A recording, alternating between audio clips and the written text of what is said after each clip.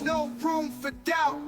Parables drop stronger than gold faucets. Souls hydrated from divine prophets. Study the book, change perspectives. Carefully crafted, not too subjective. A year to reflect, learning perfect. Patterns of grace that time can't deflect. Old Testament drops deep and so real. Kings and warriors, covenant seals. Split that Red Sea, divine reveal. Commandments written, not made of steel. Bethlehem birth to cross on a hill. Unfolding the nappy blessings, pastor with skill. Scripture flip, every verse fulfilled. Through the word, every verse, every chapter, nothing unheard. Everybody in here blessed, I'm blessed.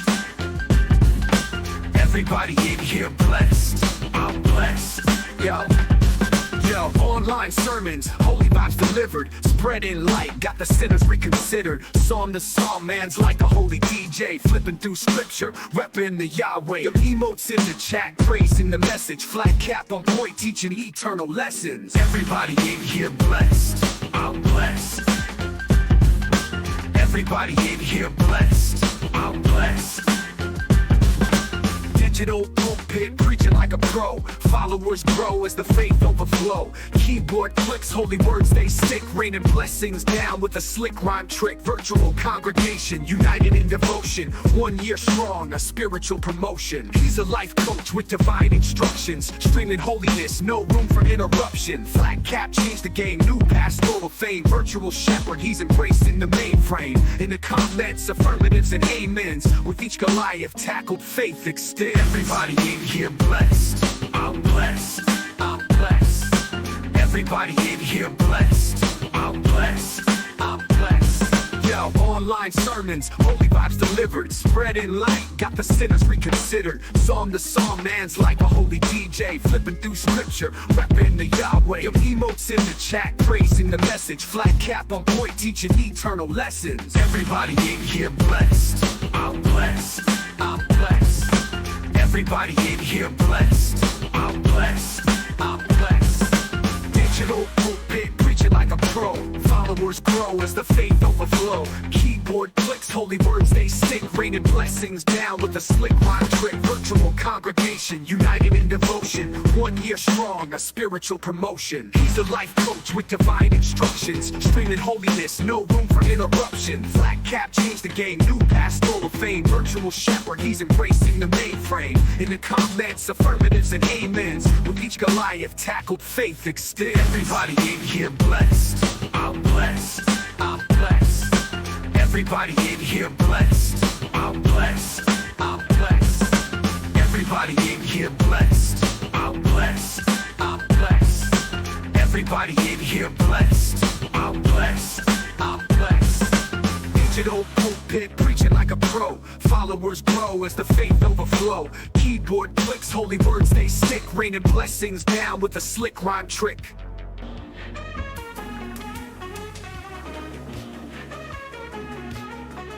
Flat cap pastor dashing through pages.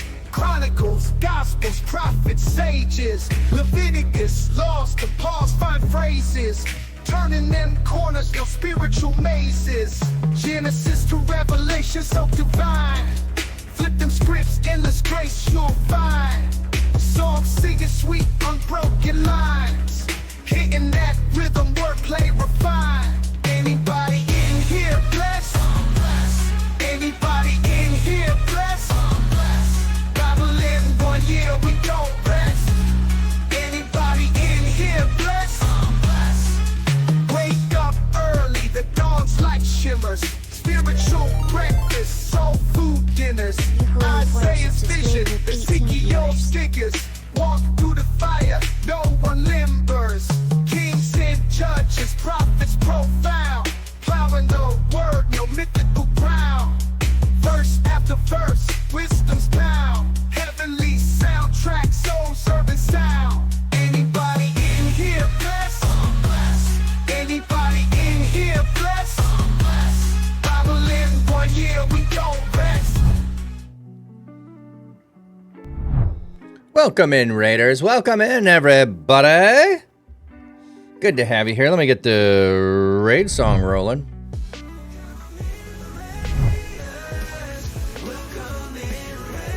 All right, Ukulele, good to see you. Good stream today, by the way. Who we got coming in? Gofina, good to see you, friend. Ukulele. Papstio. Adorable Will, my friend. How are you? Chovy. Good to see you, Chovy. How you been? Have not caught you streaming lately. Things going well for you? Just wondering. Comfy Hobbit. The emote is always so excited. I love that little emote. It's like I could feel the excitement of that emote. Violent Wind, welcome in.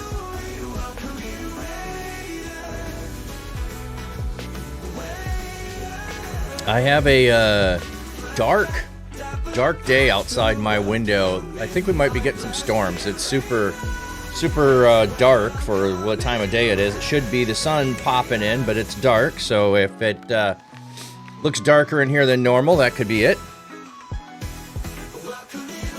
You're going good over here. All right, good to see you. Yeah, I'm doing well.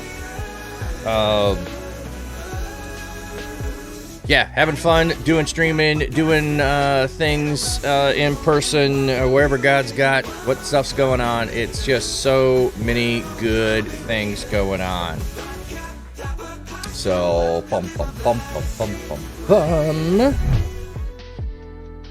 Oh, you know what? Let me check this a minute. Do I have that playing in the background?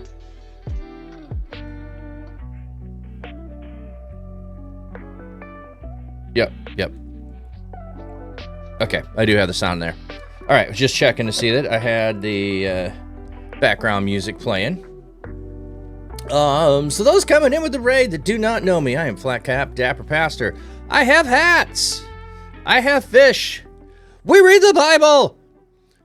So we are in Luke today. It is Messiah Monday, which means that we are reading in one of the Gospels, and we're in the Gospel of Luke today. So we'll be reading in the Gospel of Luke. I will show you my fish here a second. I also have another channel just devoted to fish. Whoever thunk of such a thing? Oh, I have not. Let me find that a second. Get rid of the side. There we go. Stretch that out. Beautiful sunrise this morning. Look at that sunrise coming in.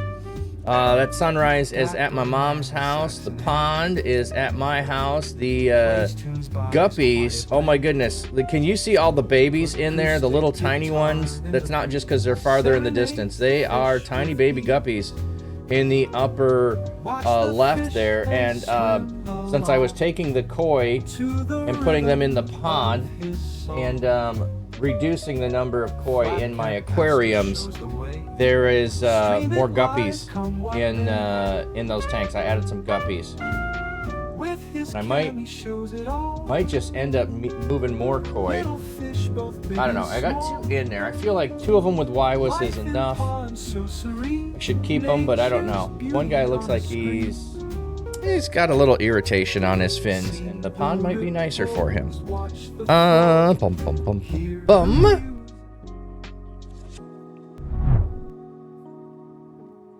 So, all right. If you look down below, we have something new. So we did help out. We have a thing we call a Pass the Cap, and I do a thing in September called the Great Cycle Challenge. Give me a second here. Let me get this up. There we go. All right. So, put this in here. So rather than pass the cap for the next 2 weeks, I want to try to raise money for cancer. So you can go to my page there and donate. That's the best way. I do have the little bar down there for keeping track. But if you go donate here, it goes straight to the organization. No extra funds are taken out. If you give it to me, then however I get the money to pass it on, they end up taking a little snippet out. So that's the best way. If you go there and you can see my page, So this is what? Let me scroll down. Welcome in, Zach Lee. Oh, and I did have a gift card that I shouldn't say gift card, a Visa gift card that I was trying to use, but it wouldn't let me use it because it wouldn't have the address on it. And for some reason, sometimes you have to have that. And if it doesn't go through, then, there's that problem. Anyway, this is year 6.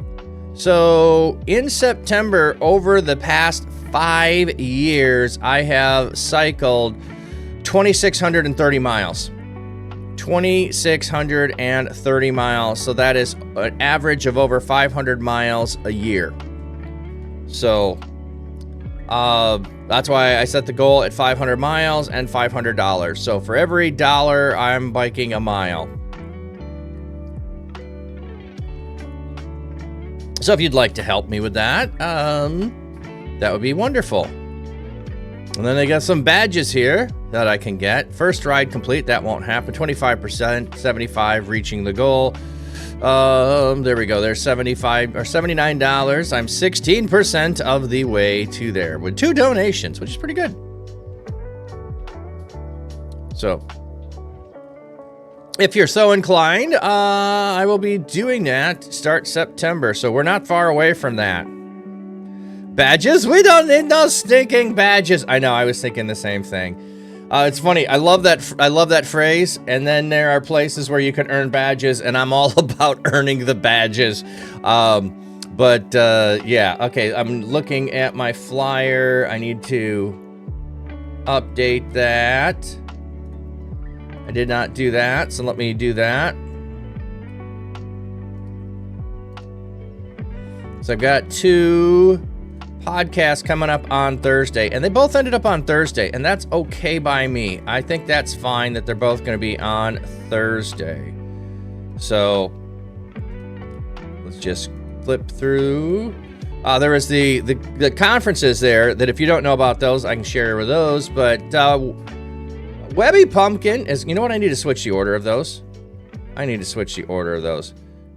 Because I should have IDJ first. DJ is going to be on the podcast. There we go. On Thursday, 11 a.m., we'll have DJ. And then we will come back at 6 p.m. with the podcast. I just kind of have them happen as I'm able to, and if I can get 2 in a week, 1 in a week, great. That way when I have a break, we don't need it. And those are all over on The Church Digital. So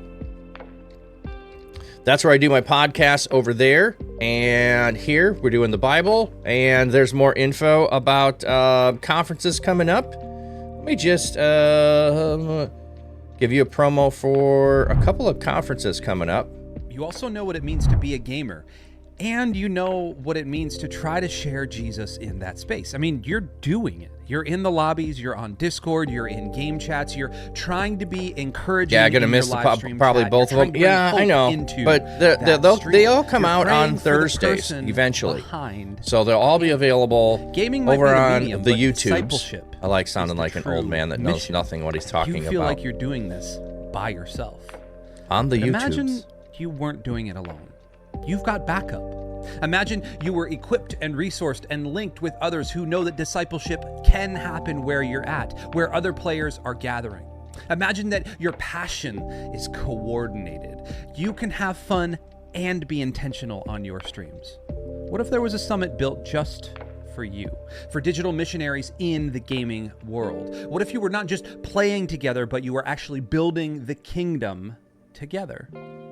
That is DMCon, a digital space for gamers who disciple and disciples who game. If you've ever questioned whether games could be sacred ground, this is your confirmation. The digital spaces you inhabit can become communities of belonging, healing, and gospel transformation. Jesus is already in the game. Let's discover where together. You're not alone. Come and see who else is with you right now. Register for DMCon today. All right. Attention streamers, content creators, gamers. Don't need to do that. Just getting it prepped for next time. So Oh, so I was just flipping pages here. So I have raised just under $2,000 over 5 years. I mean, like I said, it's just one thing that I do. So I know I'm not going to be the biggest person, and wow, I don't know why it gives me 18, 21, and 22 unless it's trying to give me the biggest ones that I did. But I thought one of the years I rode 750 miles. Maybe it was 23. It might have been 23 that I rode much further.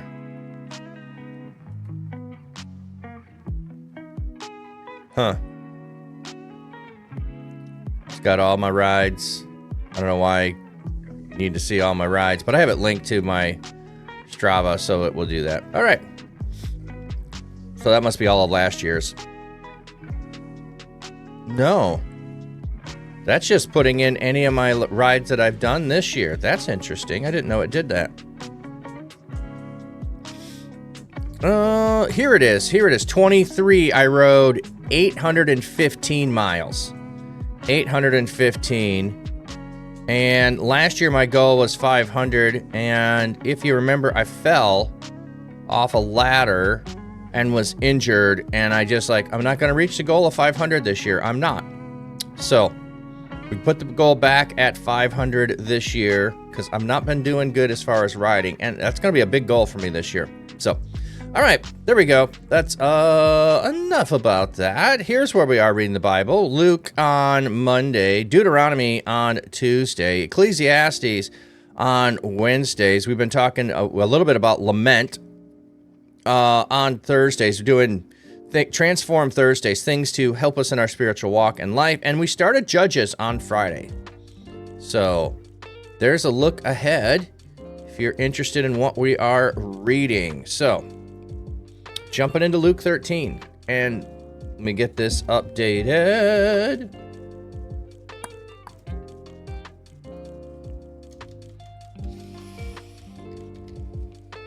Not Nick Cage. Welcome. Welcome in, friend. Hope you're having a blessed day. Okay, so now let's get rid of the titles. I am not the biggest fan of the titles. I don't think they're always helpful.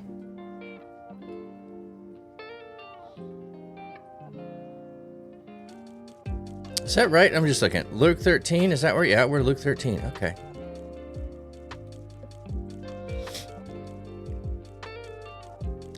Now there were some present on that occasion who told him about the Galileans whose blood had been mixed with their sacrifice. I know we did this one. Yeah, we did this one.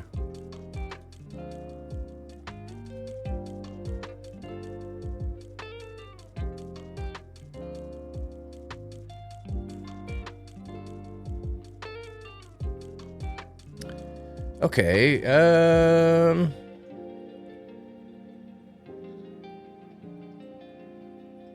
Yep, we did this one. Sometimes I forget to write down. So we did this one. Let me keep going here. Ask what the kingdom is like. Again, he said it would be like comparing the kingdom of God is like yeast.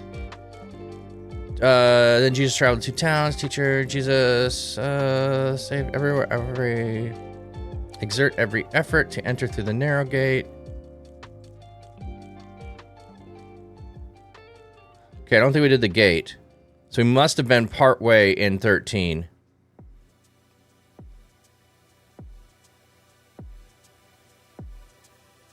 So I know we did the woman who dough rises here.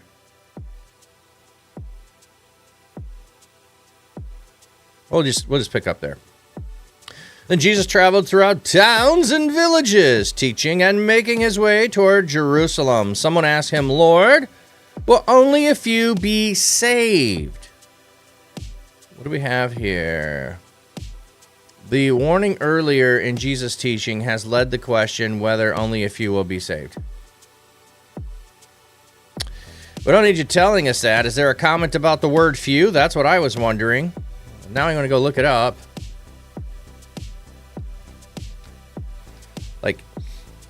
I don't want my commentary. I don't want commentary on things. I mean, questions about the language or the text that we have and copies. That's what I want. Not, this is because Jesus said this earlier. Well, I can figure that out. Hello. I'm reading it. Reading here. Be taking time to tell me a footnote of something that was clear and obvious from the reading. Oh, I'm going to go for 80. It's 23. Okay, there we go.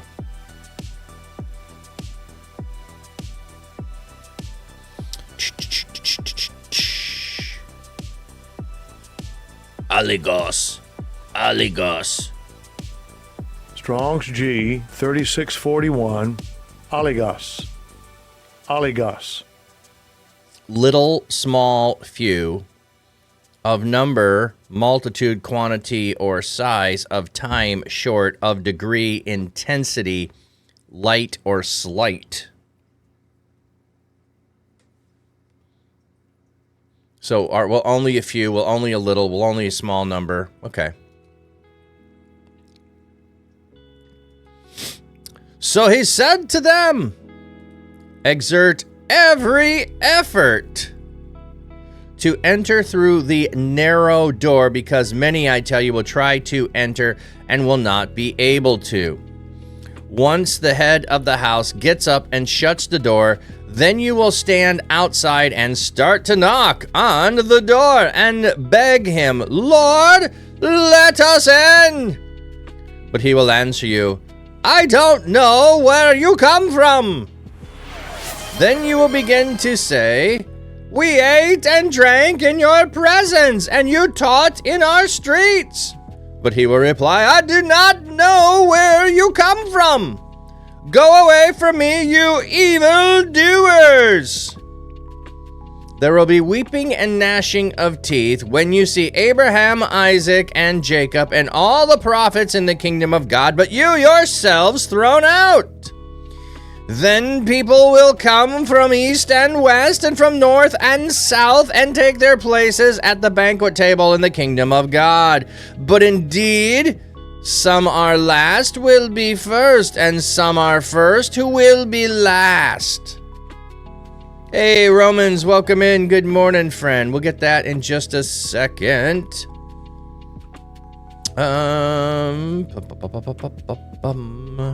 Evildoers, what do we have on the footnote? You workers of iniquity! Phrase from Psalm 68. Behave wickedly. Well, okay, if you're going to use evildoers here and then tell me it's a reference to Psalm 6, verse 8, and you don't match the language, how am I going to figure that out? Without the footnote. I mean, I should hear it in the... Anyway. So, enter through the narrow gate. It's going to be hard. A lot won't make it. But in addition to a lot not making it, there's going to be some from east, west, north, and south. The four corners of the earth are going to have people who make it into the kingdom. But many of you who are here thinking that you're all that and a bag of chips, you ain't nothing. You ain't in, you aren't doing what you're supposed to, you're going to be on the outs, and you're going to be begging to get in and not understand why. This is one of those things that like, why do we not spend enough time talking about this to the church building? Like, you grew up in the church, you've known Jesus a long time, but you ain't actually in relationship with him. You are just doing the religious things you think you're supposed to. Yeah. So you're not entering through the narrow gate. You think you are. You're going the wide way. That's the passages like this are the ones that's like, these are the ones we need to be wary about. Not the ones that say condemn the world, which, by the way, I don't think there are any that say that, but that's what a lot of people want to take the approach of is, we need to condemn the world so they'll come to Jesus. We condemn them and then they'll know that they need to do something. And never really worked on me. You accuse me of something, I defend myself. Okay? If you know me and you ask me questions and you engage me so that I discover that I'm doing things wrong, it's a whole lot easier for me to see that I'm doing wrong, admit that I'm wrong, and try to change. You come at me, bro. I mean, I'm going to defend myself. All right. So we got Bible joke.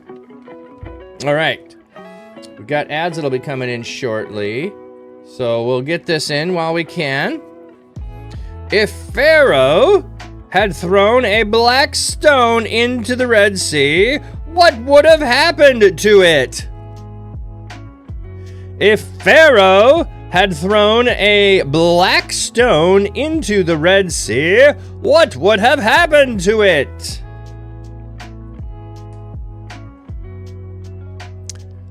Yes, that's exactly it, Romans. It would have gotten wet. Yep.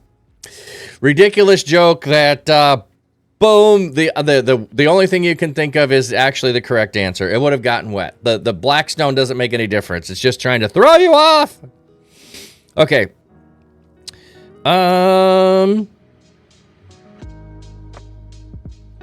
How did Job make extra money? How did Job make extra money?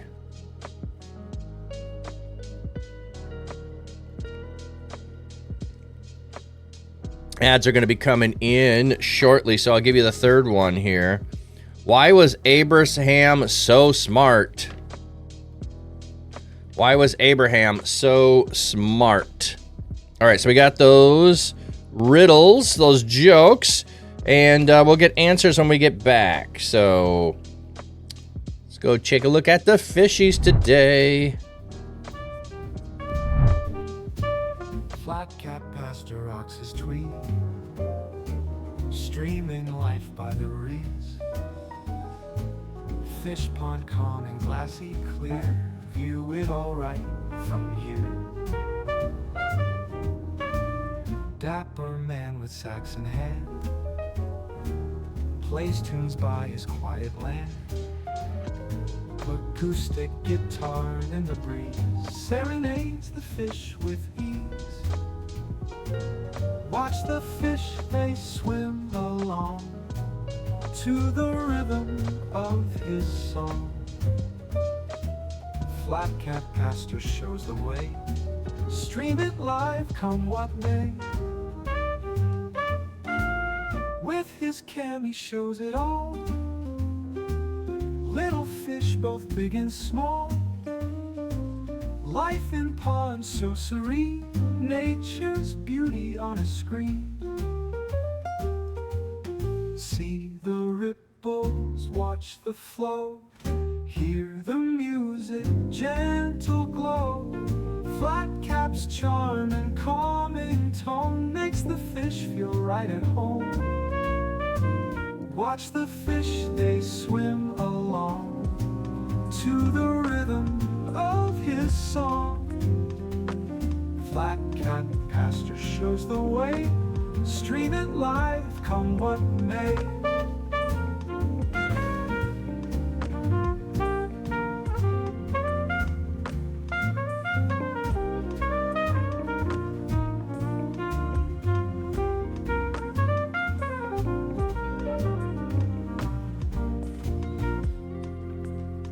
All right. Bum. So how did Job make extra money? How did Job make extra money?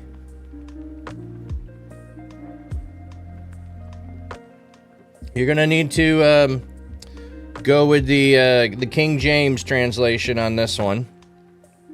You're gonna have to have the King James translation on this one. All right. He rent his clothes. He rent his clothes. If you don't know, renting your clothes is ripping your clothes. Like, you are sackcloth and ashes and mourning, you rip your garments. It's ancient thing. So he rent them in two. So he rent his clothes to make extra money. Doesn't work that way, actually. And then, why was Abraham so smart? Why was Abraham so smart? I think we've had this one before. I feel like this one's a duplicate.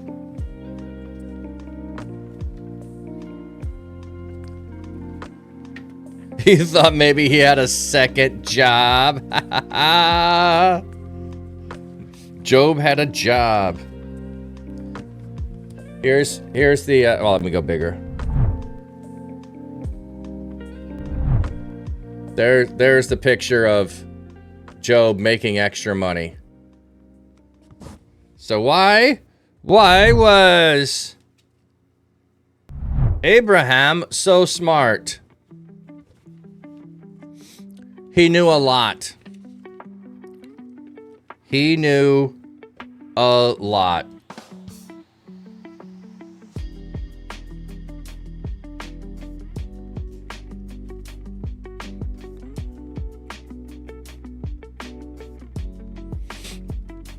I'll give you a quick glance at what's next.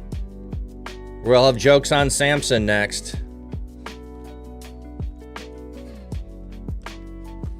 All right.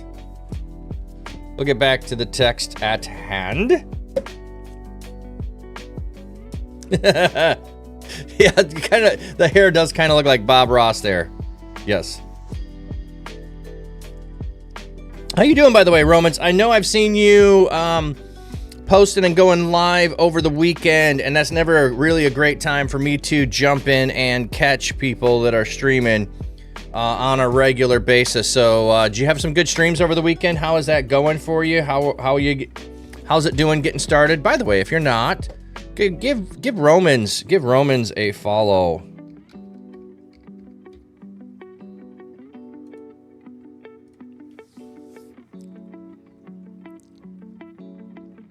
You were doing just chatting, okay.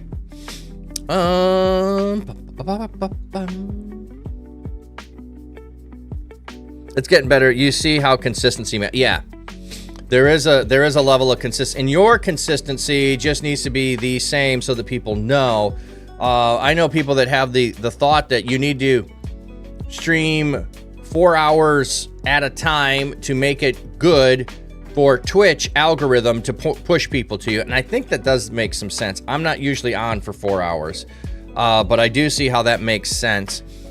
And then also there is the, what else am I thinking?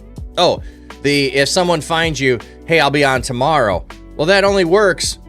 I mean, if you're doing 1 day a week, or that you do 2 back to back versus 2 farther apart, but then it still leaves you, if they're on the second day, they got to wait a whole week. So I mean, there's people that think you should go back-to-back days. It's better, but then it's like, well, if they find you on the second day, they still have to wait a week. So no matter how that works out, I think it's just a matter of, yeah, your consistency. And then the one-offs, hey, this is a pop-up one. Those are all good. Those are all good. You game Friday and Saturday, sermon prep, Bible chat Sunday and Tuesday. Ken Chiang, back to back is gonna be tiring. Yeah. Yep. Yeah, it just depends on how long you're doing and what you're doing. And not everyone can follow those. So even if it is best practices, you can't do it, but you can still be consistent and do 2 hours a day for 5 days rather than 2 days at 6 hours a day. You know, you try doing 3 p.m. to 6 p.m. each time. Yeah, that sounds like a good amount.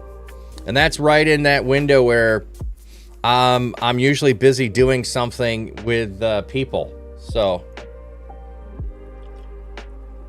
it's, although if you're saying Tuesday might not be.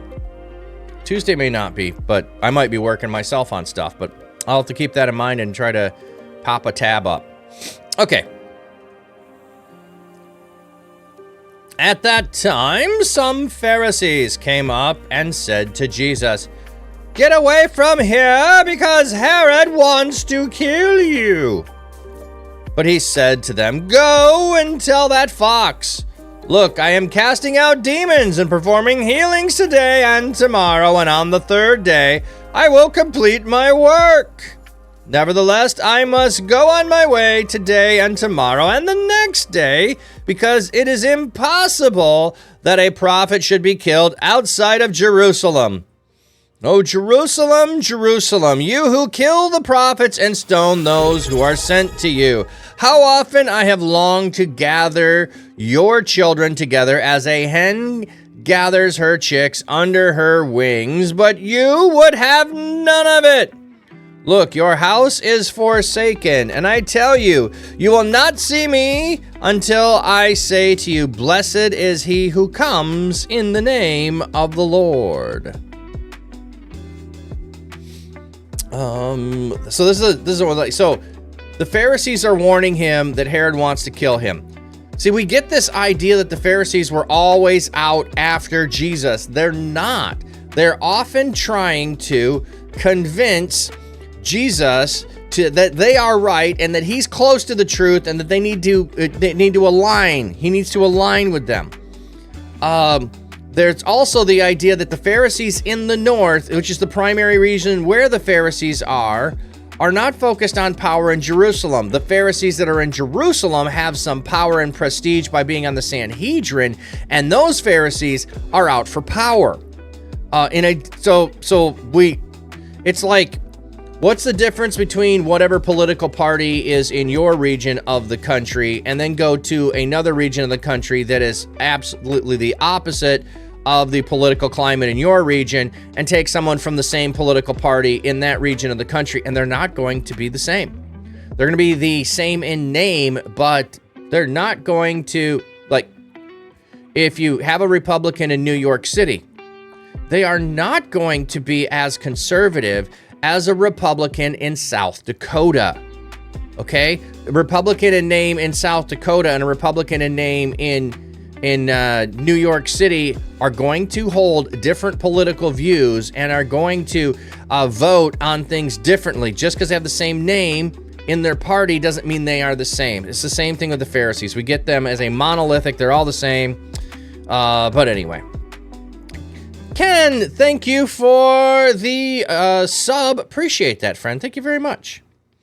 Roman, when your doctorate is over December, you'll have more flexibility. Oh, yeah. Well, and the thing is if you have a set time that works for you now, that's all good. Stick with that. And then that might be where you draw people in. I've thought about doing the 3 p.m. to 6 p.m. time slot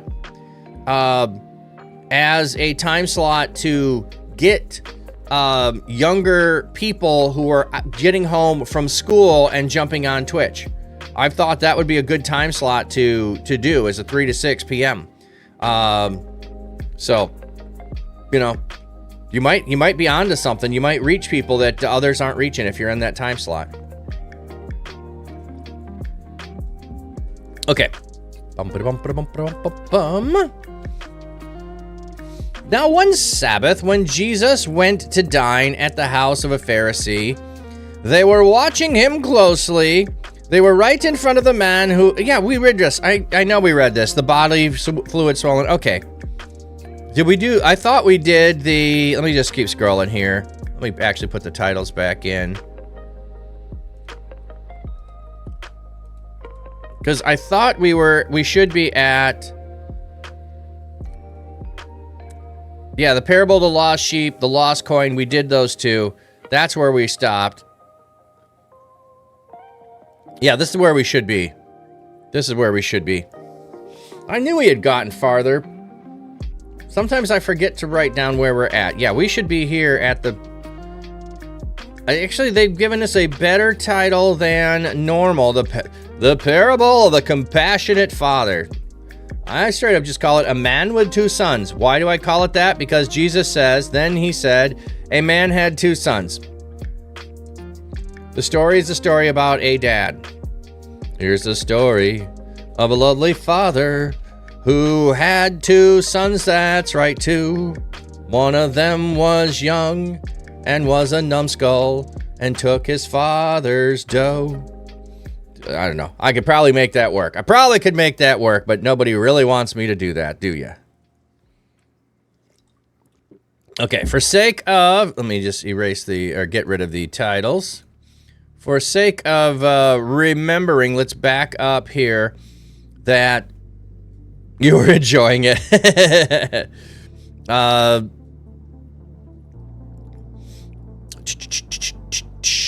The complaint is that he's eating with sinners and tax collectors. or eating with sinners, welcomes sinners and eats with them. So he tells them the parable of the 99 sheep or the 100 sheep, 99 and one is lost, and he goes out to find the one. So what we find is that the one is more valuable than the 99.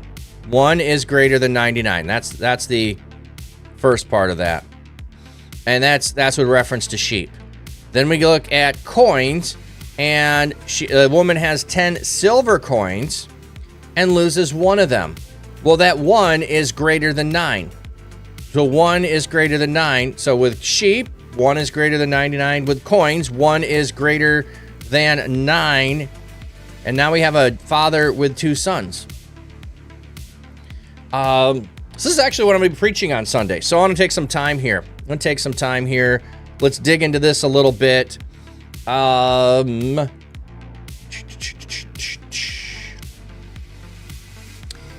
have spent a lot of time over the last decade. Yeah, it's been a decade that I have been dwelling on this passage, but in that same time, I don't think I've preached on it. So Jesus is telling them how they ought to be and how the Father is. So he takes the example of a shepherd, and if you're a responsible shepherd, which, hey, they are leaders in the community, they should be shepherding the sheep, and they're not.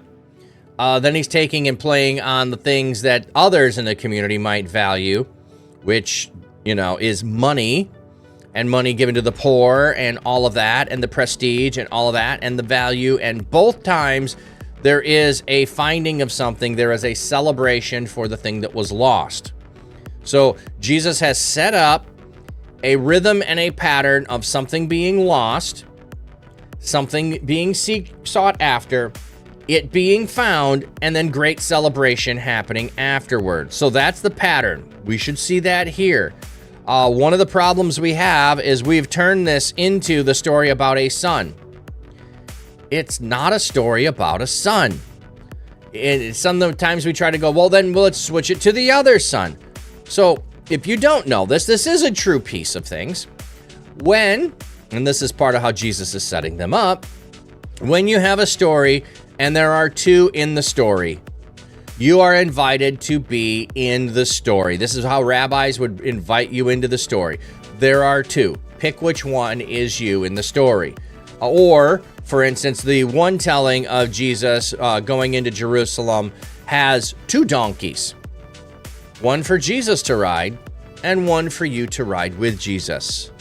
It's inviting you into the story. So that's one of the things, one of the ways rabbis would do it is by having 2, you get invited in to be one of the 2. So that's part of what's going to happen here with the 2 sons.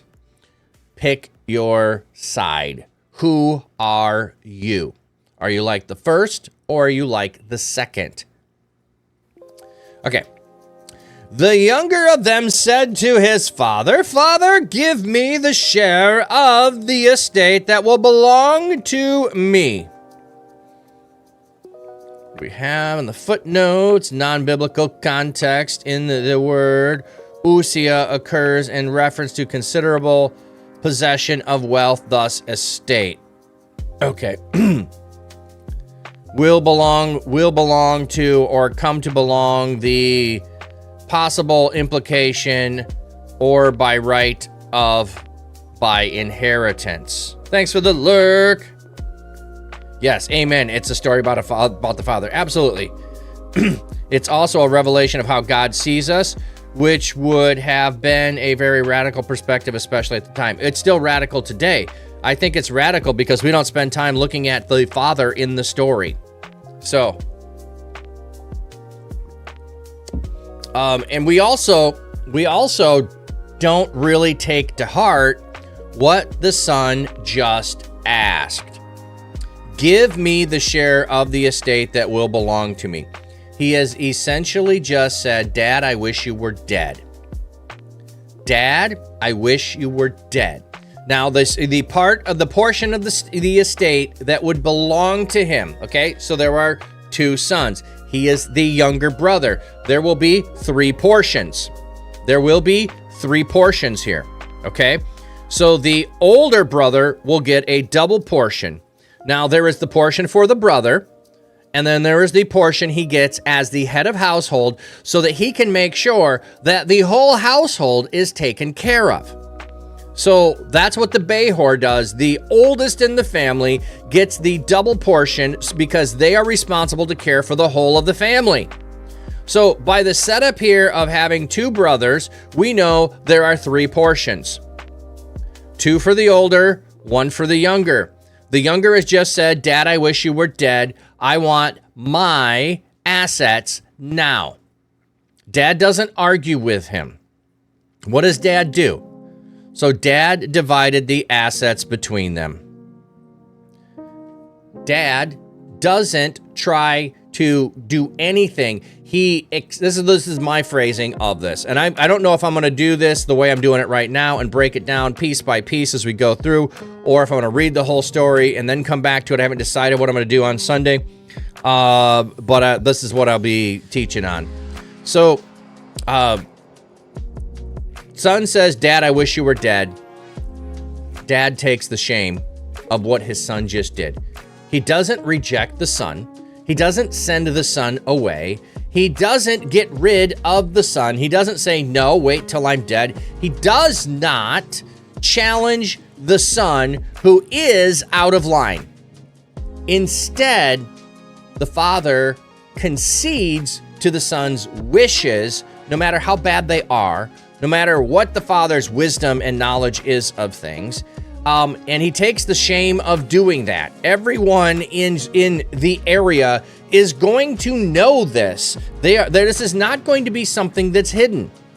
The father goes ahead and he does what the son's wishes are. After a few days, okay, we kind of pass over this and think that the son leaves immediately. The son doesn't leave immediately. He's sticking around for a few days, but not long. Not long. So he's got all of the assets together. He's coming up with the plan. Maybe he stays for a few days because he wasn't actually prepared for his father to do this. He didn't know that his father was going to give him everything he was asking for. And so he's around for a few days. The father doesn't chase him away. Okay, the father doesn't say, get out of here, you worthless son who wished me dead. You need to leave. So he's leaving on good terms with the father. He is leaving on good terms, but he sets out to use and utilize everything that he has. The younger son gathered together all he had, and he left on a journey to a distant country. Why a distant country? I think part of the reason for a distant country is 1, exploration, but 2, if he remains in the country and people know who he is, the shame that he could bear for what he has done to his father could be there. So he has to go avoid the place he lives, certainly. He could go somewhere else in the country where people didn't know him. But he leaves to a distant country, I think, to make sure that he is not there. But I also think in the story, the reason we have distant country is if we're supposed to think of the Father as God, which I think we are. The Father of God is the one who is over the country that you are in. If you want to get away from the rule and reign of the one that you are under the rule and reign of, you go somewhere farther away where they're not the one who has the rule and reign. Okay, so he's going somewhere else, and there he squandered his wealth with a wild lifestyle. Okay, I want to go look at the word here. I want to go see what it says here. What verse are we? For 13. Oops.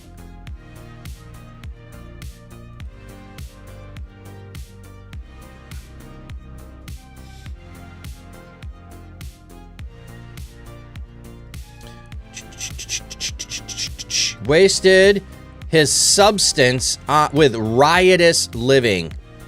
Asatos. Asatos. Strong's G 811. Asotos. Asotos. dissolutely or profligately. Wow.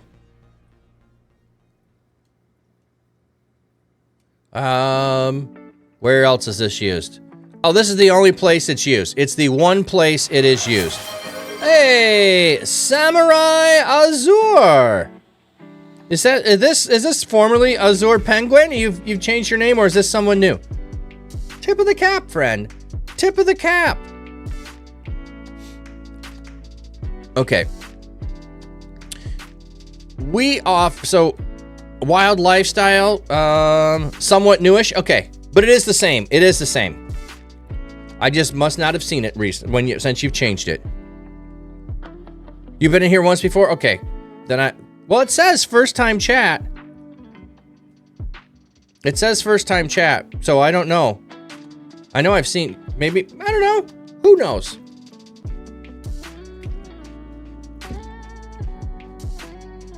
Oh, you're not the penguin guy. Okay. Okay. That's what I was checking. So you're not Azur Penguin. Okay. You're Samurai Azur. Yeah, I may have seen you then once before, like you were saying. Okay. Well, welcome in. Glad to have you here anyway. I know sometimes people change their names. I was just trying to see that I have straight who people are. Okay. I was looking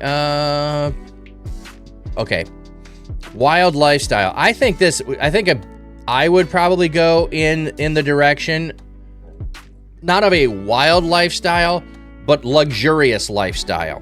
Luxurious. He squanders his wealth frivolously. Is the way that this is. We read into this the accusation of the older brother. We read into the accusation of the older brother that does not say it's what he did. It does not say here that he does anything with women when the story is being told. It's an accusation by the older brother. The older brother is going to say things that he has no basis for knowledge and understanding. He didn't talk to the younger brother. He just made up the accusations that we'll see later. So, all right, we got ads coming in.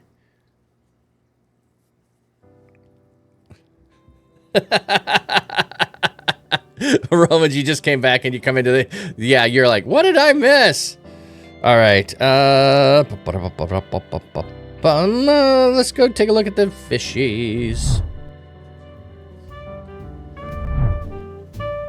Flat cap pastor rocks his tweet, streaming life by the reeds. Fish pond calm and glassy clear, view it all right from here. Dapper man with Saxon head plays tunes by his quiet land. Acoustic guitar in the breeze serenades the fish with ease. Watch the fish, they swim along to the rhythm of his song.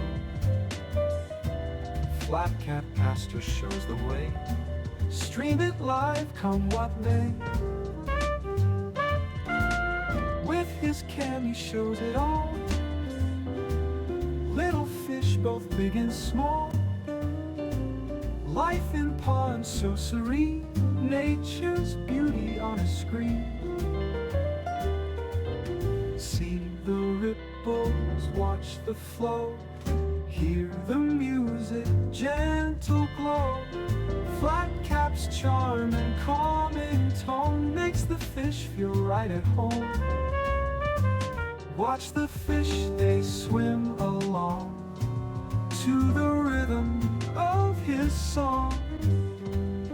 Flat cap pastor shows the way, stream it live come what may.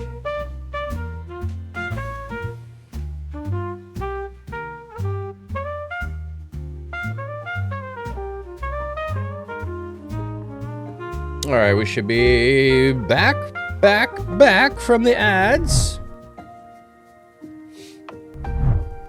Okay, so here it says wild lifestyle, and it's a one-time used word. But it also said that he squandered his wealth on the lifestyle that he was living. So, like, I think this is just someone who, whatever the impulse of the day is, he does it. Like, yeah, I want caviar today. Let's go with caviar. Why, I could buy another hat. Why don't I get a flat cap that's covered in pure gold? That would be amazing. Yeah, let me get one of those. You know, whatever it was, like an impulse buying kind of a lifestyle would be a way of thinking of it. It just, let me look at, actually, let's look 1513. Let's see what other translations have.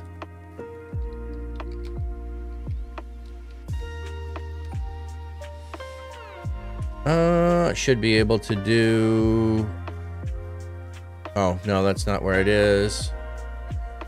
Yeah, in all English translations. Riotous living, reckless, and immoral living. Oh, that's the amplified. So, reckless and loose, that's amplified. Yeah, close the ad. I don't want the ad.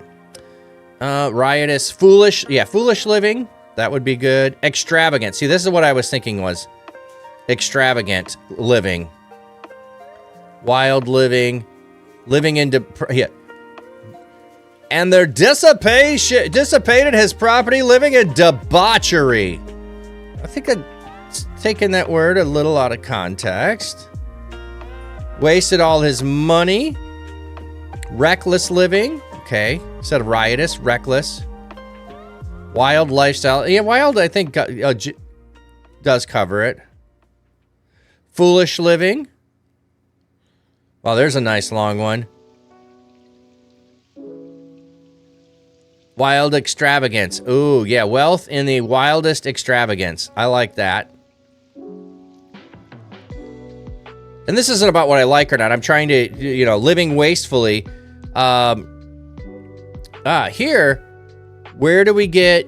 Oh, yeah. A few days later, the younger son came back, all his belongings, and took a trip to a distant land, and there wasted all his money on parties and prostitutes.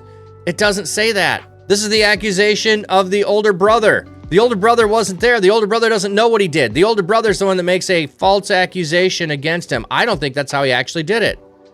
I mean, maybe parties, yes, but it doesn't say anything about him living that way. Unprodigal living. Let's throw that in there. Loose living. Wild living. Foolish. Wild lifestyle.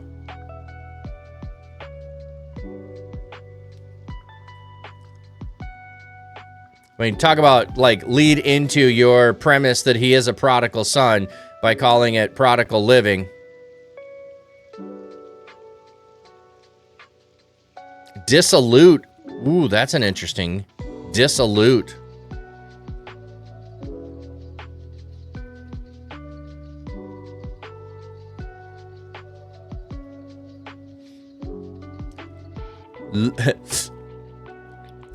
Good, wasted his goods in living lecherously. Lecherously. You're in your Logos app looking on your sermon too if you need anything. Oh, yeah. Like here, it's the older translation. Yeah, if you want to go look up the word, I mean, I looked it up here in Strong's of asostes. If you got anything on asostes that's a different way of bringing out anything that we didn't already look at, that'd be fine, but yeah, I used to use Logos, and then the problem was every time I'd get a new computer, trying to transfer it to the new computer, I just, like, it was so much hassle to get it on the new computer that I just stopped using it. And then also what I'm trying to do online, I want anyone to be able to duplicate what I do, so. Yep, Logos is a good resource. I just use other stuff.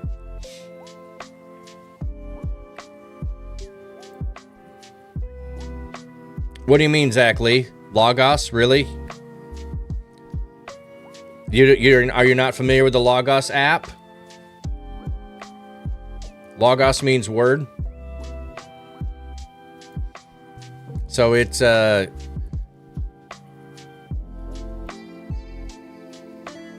Oh, they've added some AI and it's confusing you greatly. Yeah, it is good. Well, like I said, I stopped using it because every time I got a new computer, I had to try to transfer over and install my library, and my code was already used on the previous one, and I had to go to support to get, and I was like, I'm just tired of doing that.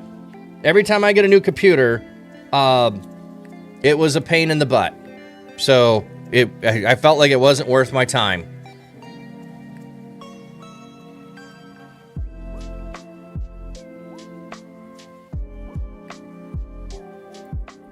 You have the free version. They didn't used to have a free version. There didn't used to be one. You had to pay. And I have the Scholars Library that I bought 25 years ago. So you could see why I'm frustrated of, every time I get a new computer, transfer it over. They probably have it all web-based now, but my Scholars Library, I don't know if it would carry over.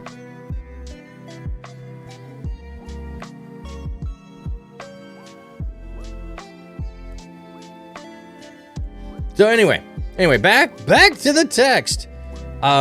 What I was trying to point out is it just gives a level of what he did was to squander his wealth. That's the point. Okay? Don't bring in to what he did the accusations of the older brother. Jesus telling us the story does not say that he did the accusations the older brother accused him of. All he is accused of by Jesus, the storyteller, is squandering his wealth. That is the accusation. He wasted it. He wasted the money. However, so the point isn't the lifestyle. The point is waste. That's the point here. Then after he had spent everything, so see, again we return to he's out of money.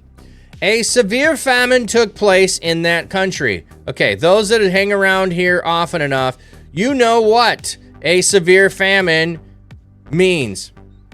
A severe famine is an indication that something is spiritually wrong.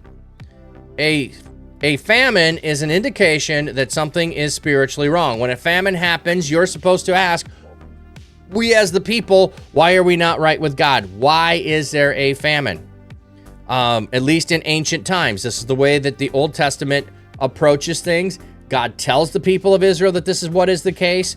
I don't know that it applies to anyone else outside the people of Israel, but it certainly would have applied to them. So in the story here, we can apply it to the son because he's in a place where famine is happening, and that would indicate to us there's something right or something wrong in the land in their spiritual relationship with God the Father. And the son has a spiritual problem with his father. So we should be seeing all of that. So he should be, when the famine happens, seeking to get restored in relationship. As soon as the famine happens, it should be an indication his relationship is in the wrong place.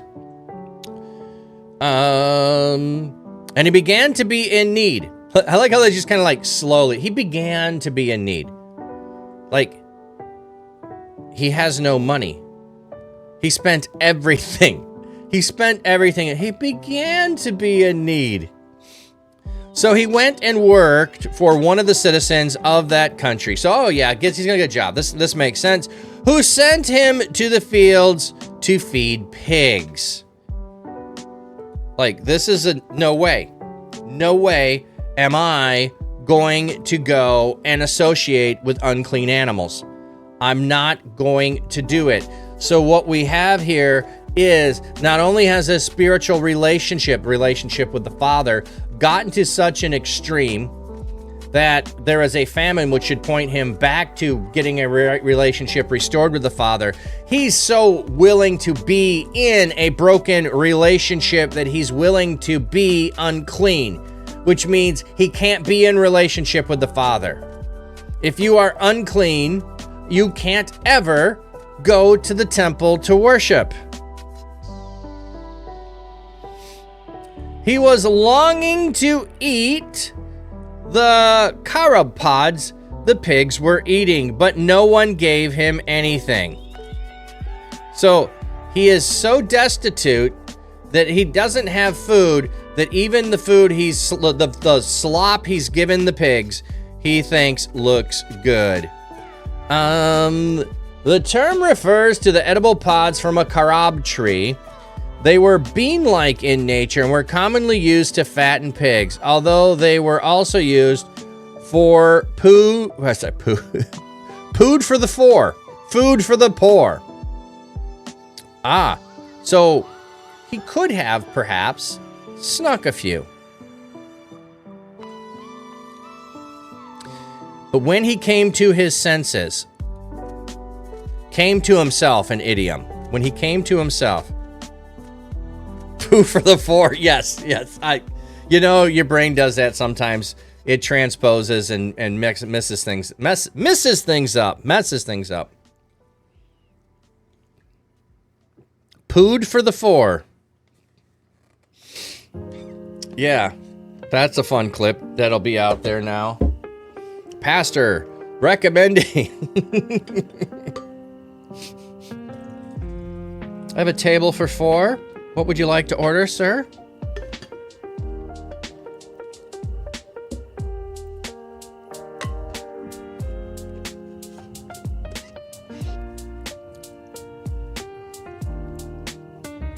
Okay, so when he came to himself, he said, how many of my father's hired workers have food enough to spare, and I'm here dying from hunger? I will get up and go to my father and say to him, Father, I have sinned against heaven and against you. I am no longer worthy to be called your son. Treat me like one of your hired workers. Okay. We often treat this as if he has repented. He hasn't repented. I don't see him repenting. He has a scheme. When he came to his senses and said, hey, how many of my fathers, I will get up and I will go and say to my father, I know the words to manipulate my dad. That's what I see here. I will get up and I will go to my father. I am hungry. I am trying to scheme my way out of the situation that I'm in. I know the right words to say. Father, I've sinned against heaven and against you. I'm no longer worthy to be called your son. Treat me like one of the hired workers. This is a scheme. This is not, I do not, where does it say? So it says he came to himself, okay, which is an idiom. He came to his senses and said, I know a way out. I know a way out. Not the level of, oh my goodness, what have I done? I don't see him that yet, okay? Here, I see him as coming up with a scheme. I know exactly the right things to say. I know exactly who my father is. I'm going to get him to do what I want again. I asked for all of my wealth to begin with. He gave it to me. I know the right that he has to do and treat me in whatever way, so I know what words I'll use to get back in so that I can have myself taken care of, because my father is one of those people that he does more for his workers than he needs to. Like this foreigner I'm working for, he ain't taking care of me. At least as a worker, I would. So I'm scheming. This is how I see it. I'm scheming a way to get into a better payday. That's it. That's what I see. I do not see repentance here. Yes, he's saying the words, Father, I've sinned against heaven and I've sinned against you. I'm no longer worthy to be called your son. I don't see that he says, I will go to my father and I will say to him. It's not a level of, I don't see change of heart here. I don't. And I'm not the only one that sees it that way. But that we usually tell it is, oh, see, the son repented. I don't see that. And then let's finish the story of how do these things play out in order. So he got up. He went to his father. But while the son was still a long way away from home, his father saw him. And his heart went out to him. And he ran and he hugged his son and he kissed him. Then his son said to him, okay, all of this stuff happens before the son has any actions. The son does not get to act until the father does. So the son begins on the way, and while he's a long way from home, the word home is implied. His father saw him. Romans, that's interesting. I read that part as a presumption based on the law of not deserving, being worthy of forgiveness. Therefore, he won't even ask because he would not forgive him. A misunderstanding of God's grace and mercy. Yeah, that's another possible way to look at it. But what I don't think is, so that's a fine way of thinking of it. I'm not worthy to be restored to the household. So I think, see, and like I said, I'm not the only one. I didn't come up with this idea. I've like I said, I've been studying this for about 10 years, listened to various people. Yeah, you're right. There is my father would not extend grace to me, but I can get mercy from him. You know, I can't get restored to household, but I can be adjacent to the household. I can be taken care of as a servant. I'm worthy of that kind of a thing. Not worthy to be called son. So it's a matter of status that he is thinking of. That makes sense. But in that case, still, there is I don't think there's a change of heart yet. Even in that, I don't think there's a change of heart. I don't think that the being in the land, and like, I'll give you an example of another place where this happens. So when they're going to go into the promised land, and by the way, I love the thought there. When they're going to go in the promised land, and God tells them to go in the promised land, and then there's the 10 spies that say, oh, well, we can't go. And then God says, well, then none of you are going to go, and you're all going to die in the desert. And they go, well, we'll go up now. We'll go up now. And they get warned, don't go up now. They go up anyway. So it's the behavior and the actions that don't match the heart of things. But it's about trying to get what you can get from, if we have to go now, we'll go now. Okay, we'll go now. So it's more of one of those things that I see is the not responding from the heart yet, but wanting to have what, is available. So I don't know if that makes sense, Romans. Okay. But here also, the father sees him afar off. Being in that son's shoes myself, I know the enemy worked real hard to convince me that I might as well not ask for forgiveness because it ain't coming. Would you forgive yourself? Why would he? So that influences your thought process. Yeah. Yep. That makes sense. And I'm trying to fully dwell on the father, and if the story is about the father, I want to see the actions of the father regardless of the actions of the son. So, one, the father is looking for the son. This wasn't just today he's looking. It has to be his daily way of life to be looking for the son, to see him afar off. And also, he recognizes the son. If he's far off, all you can see is the way he walks. He knows the son so well that he knows how he walks. He sees him afar off. The father is anxiously looking for the son. Okay? It doesn't even mean that the father's at home either. The father could be out looking for him. He could have a daily walkabout that he does to go and search and see, has anyone heard news of my son? It could be on that. We don't get any info other than the father is seeking the son. That's the part we're supposed to get from that. Yeah, many of us don't believe we deserve the grace of the father in the story. Yeah, we'll get to the other part too. And many don't believe anyone else deserves the grace of the father in the story.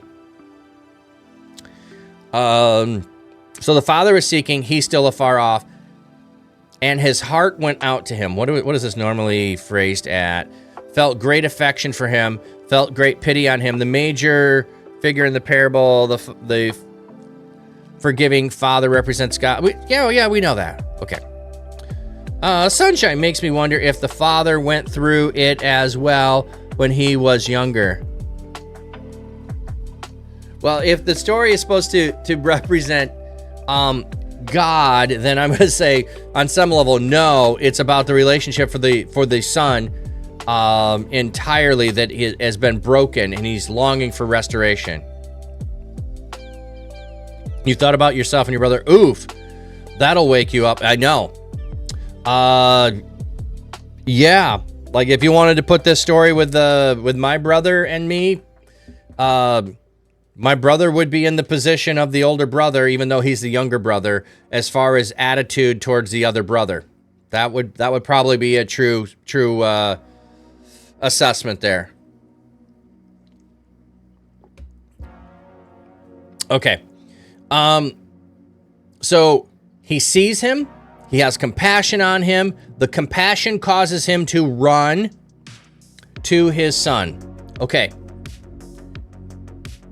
He's seeking his son. He has not put guards out to protect and guard against the son's return. So the son has done him wrong by wishing him dead. What would be a worldly response is, that guy ain't ever coming around and you keep him away from me. He hasn't posted guards. He's done the opposite. Okay? He hasn't warned the community to keep him away. Instead, he's seeking him. He sees him and he runs to him. Running is not something a man of dignity would have done in the first century. You do not run. I mean, think about the centurion who sends servants to go do work. You have servants. The father should have, if he was dignified, he would have sent servants to greet the son, or he would have been on guard against the son's return to keep him from returning. This would have been the dignified thing to do, is send emissaries and not go yourself. And not only not go yourself, running is not dignified again. So he is shaming himself by running. He is shaming himself by going to his son.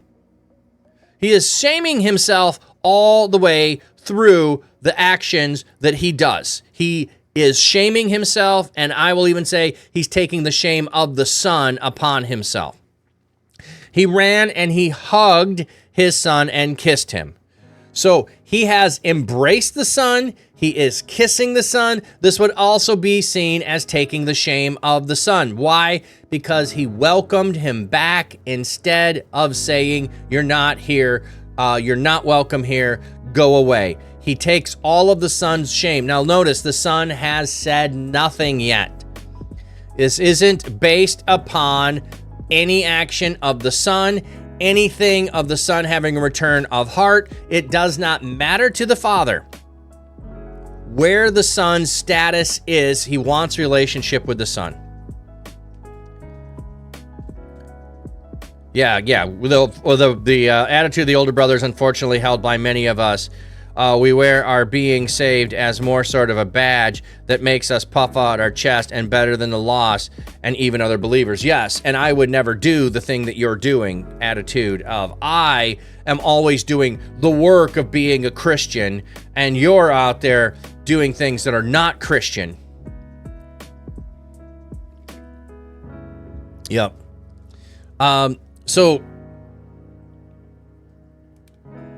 Yeah, not dignified to run, especially in them robes or even his hand. Yes. Oh, that's a good point. Thank you, Romans 2. Because, I mean, we do have this in other places where Peter girded up his garments.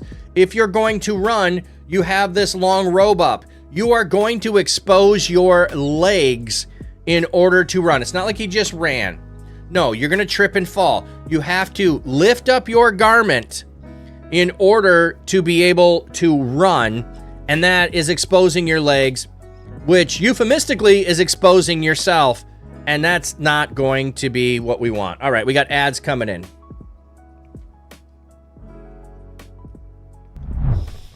Content creators, gamers, and cosplayers. Last year, ReachConf was an absolute blast. An in-real-life celebration where creators connected, impactful speakers inspired, gaming tourneys, on-stage shenanigans, and fantastic music kept the energy high. It was more than an event. It was a community coming together. Get ready for ReachConf 2025, happening November 6 to 8. All the best parts of gaming and creative culture will be there, live and in person. Last year, we hit capacity. And even with increased numbers this year, tickets are sure to sell fast. Don't miss your chance to be part of the ultimate IRL experience. Grab your tickets now and join the movement.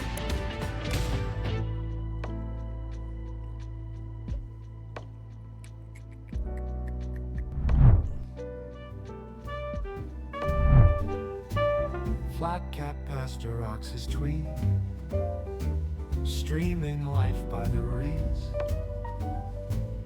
Fish pond calm and glassy clear, view it all right from here. Dapper man with sax in hand, plays tunes by his quiet land. Acoustic guitar in the breeze. You're back? Okay. Yeah, but I did see the ads coming in, so I think I finished my sentence and the ads were rolling. So, all right. And I was trying to look up real quick. I've got the other animator for what am I thinking? Yeah, to be able to animate emotes.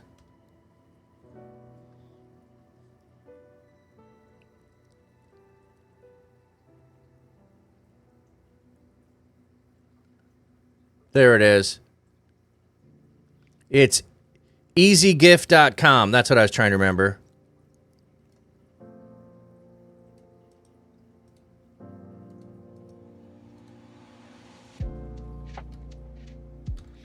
So Pink Hawk, there is the animator that you can. So you can take and upload. That's a pretty cool chasing a butterfly there.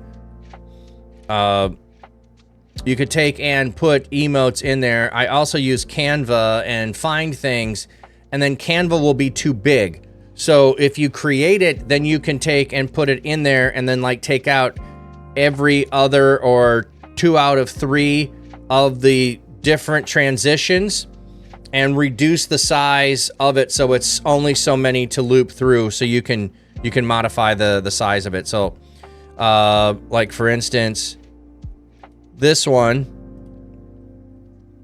it was one that I got and made through Canva, but then it was too many, what is it called? I want to say, scenes is not the right word. Too many frames. And so I went through and eliminated like 75% of the frames so that I could get it to do the loop all together. And then you can speed up and lower that. And so, yeah, within EasyGIF. And there might be even things you can fully create it within there. But there we go. That was the other one, Pink Hawk, I was mentioning. Otherwise, yeah, just doing some searches for free ones and using programs like Canva that you can create stuff is what I've done. But that's a fun animate one. Okay.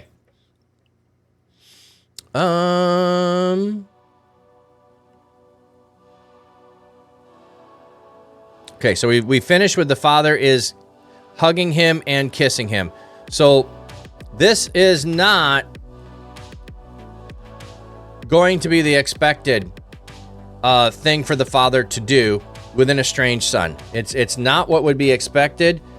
So again, instead of shaming the son, he is embracing the son by embracing the son and showing dignity and welcoming. He is again taking the shame of what the son has done.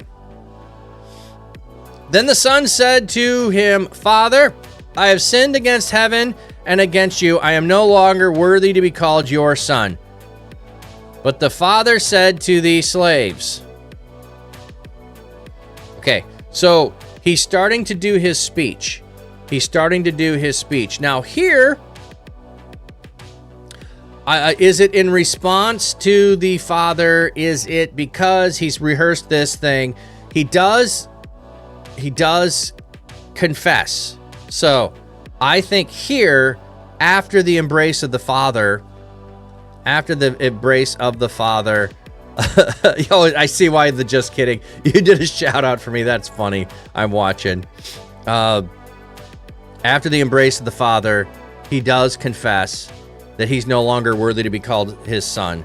I like here, Romans, what you added. His viewpoint is not the viewpoint of the Father. He is about to say the things that he planned to say. He has rehearsed these things.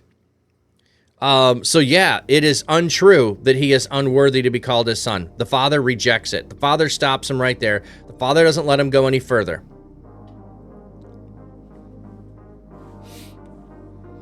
Hurry, bring the best robe and put it on him. Put a ring on his finger and sandals on his feet. So, what are we doing? We are dressing him in the best robe. Who gave a robe to their favorite son? Jacob. Jacob dressed Joseph in the best robe. And put it on him. And put a ring on his finger. What would be the significance of a ring on his finger? You're in the household. Oh, it's just, yeah, on the hand, but it's the finger because you wouldn't put a ring on the whole hand. Yeah, they didn't necessarily, like hand, wrist, finger, it's all the same. It's your, so when Jesus has nails in his hands, in English we think hand means here. Nails would have been here in his wrists. That's how the Romans did it, was here. If you put it here, it would just pull straight out of your hand. Your hand couldn't hold it. In here is where the nails would have been. So yeah, we still have that reference to hand in English, and I think it's fine. But, you know. Roman, you're working on your sermon for Psalm 51, and you noticed how this parable feels like a direct response by God to David falling on his knees and seeking God's forgiveness of mercy in Psalm 51. Yeah, that's an interesting thought.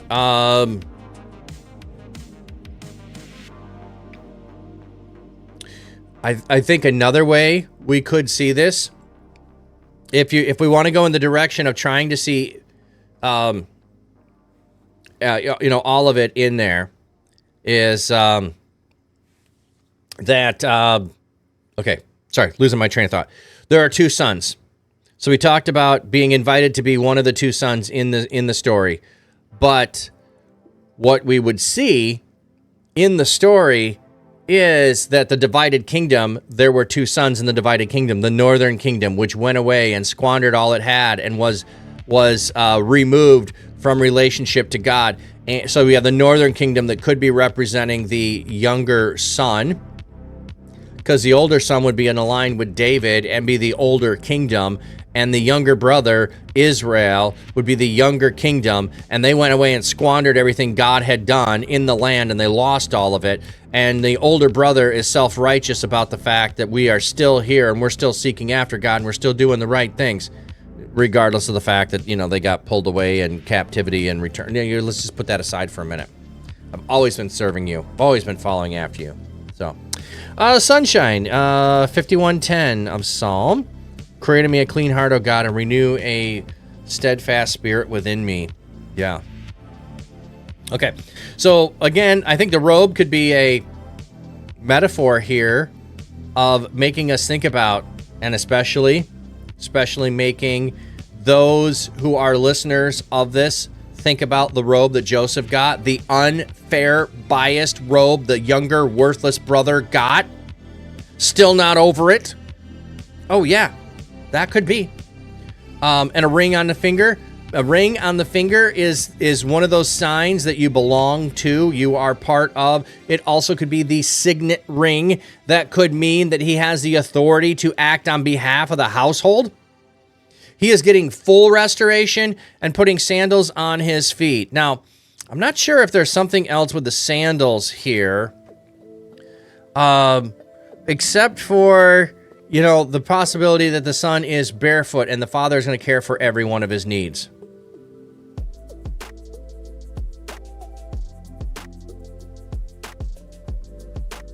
Yeah, the son wasn't just restored to what he was, but so an even better position before his father's eyes. Yeah, he is now in a position of the household. He is fully restored, and yeah, even better. Now we usually focus on having the fatted calf, which is the next part, and it's available and ready. But he had the best robe available. He had the ring available. He had sandals available. Let me look at the word for robe here. Okay. No, they're not talking about anything with the robe there. I was just wondering of the word there. What others translate it. Not going to worry about that. Okay. So the actions to do stuff to coronate the son back into the household, you could say. Coronate him back into the position of the household. And then bring the fatted calf and kill it. We are having a coronation celebration. Let us eat and celebrate because the son of mine was dead and is alive again. He was lost and is found. See, this has been the whole theme of all three parables. Lost and is found. So they began to celebrate. Here's the thing that the story doesn't tell us, okay? So they begin to celebrate. If there's a celebration, oh yeah, by the way, too, one other thing it doesn't say, he sees the father afar off, that we have to add to the story. He sees the father sees the son far off. The father runs to the son while he's still far off. They have to still walk back through town to get home, potentially. Okay? Unless he returned and they're on the outskirts of town. I'm not making that assumption. I'm going to make the assumption he has to walk back through town with the son. And every single person who wants to say something about that worthless son of his is going to see him walking with the father and see the robe on him. Going to see the ring on him and going to know and give all of the looks, all of the stares, all of the shame that is being castigated on this son is now transferred to the father. The shame has not ended. He has taken all the shame of the son, and now he is receiving, I think, as he walks back through town to go to the party, all the shame the community would give. And the father is blatantly saying, there is no one to give shame to my son. No one is to shame my son. My son has returned. He is alive. There is nothing better. Come and celebrate. And yes, I think the town would have been invited. This isn't a private party. In the other two occasions where we have the stories, the word goes out. So the story doesn't tell us that the word goes out, okay? It just says they began to celebrate. The party is instantaneous, which means the word is going out by the servants on the way home, telling all the town, come and celebrate. And oh, BT dubs, I think the older brother gets told too. I think someone went out to go tell him. I mean, the story doesn't quite unfold that way, but you know, I still think there's a potential that he could have. Now, let's just read the story. Maybe I'm wrong on that part, but I'm certainly certain the whole town is. Otherwise, how are you having a celebration? Now, his older brother was in the field. As he came and approached the house, he heard music and dancing. How do you hear? Well, I guess you could hear dancing. I guess you could hear dancing.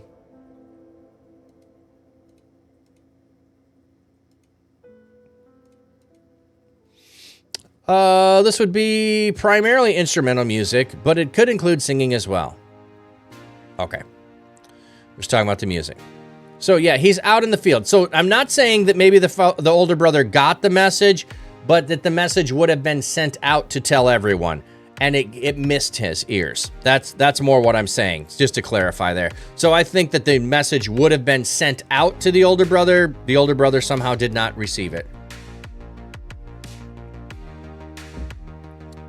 So he called one of the slaves and he asked what was happening. The slave replied, okay, why doesn't he just go inside? You ever wonder that?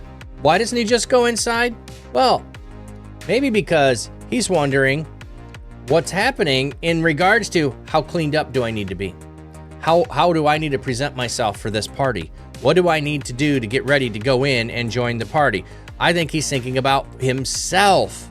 How do I show up at this party and get all the praise and honor I should?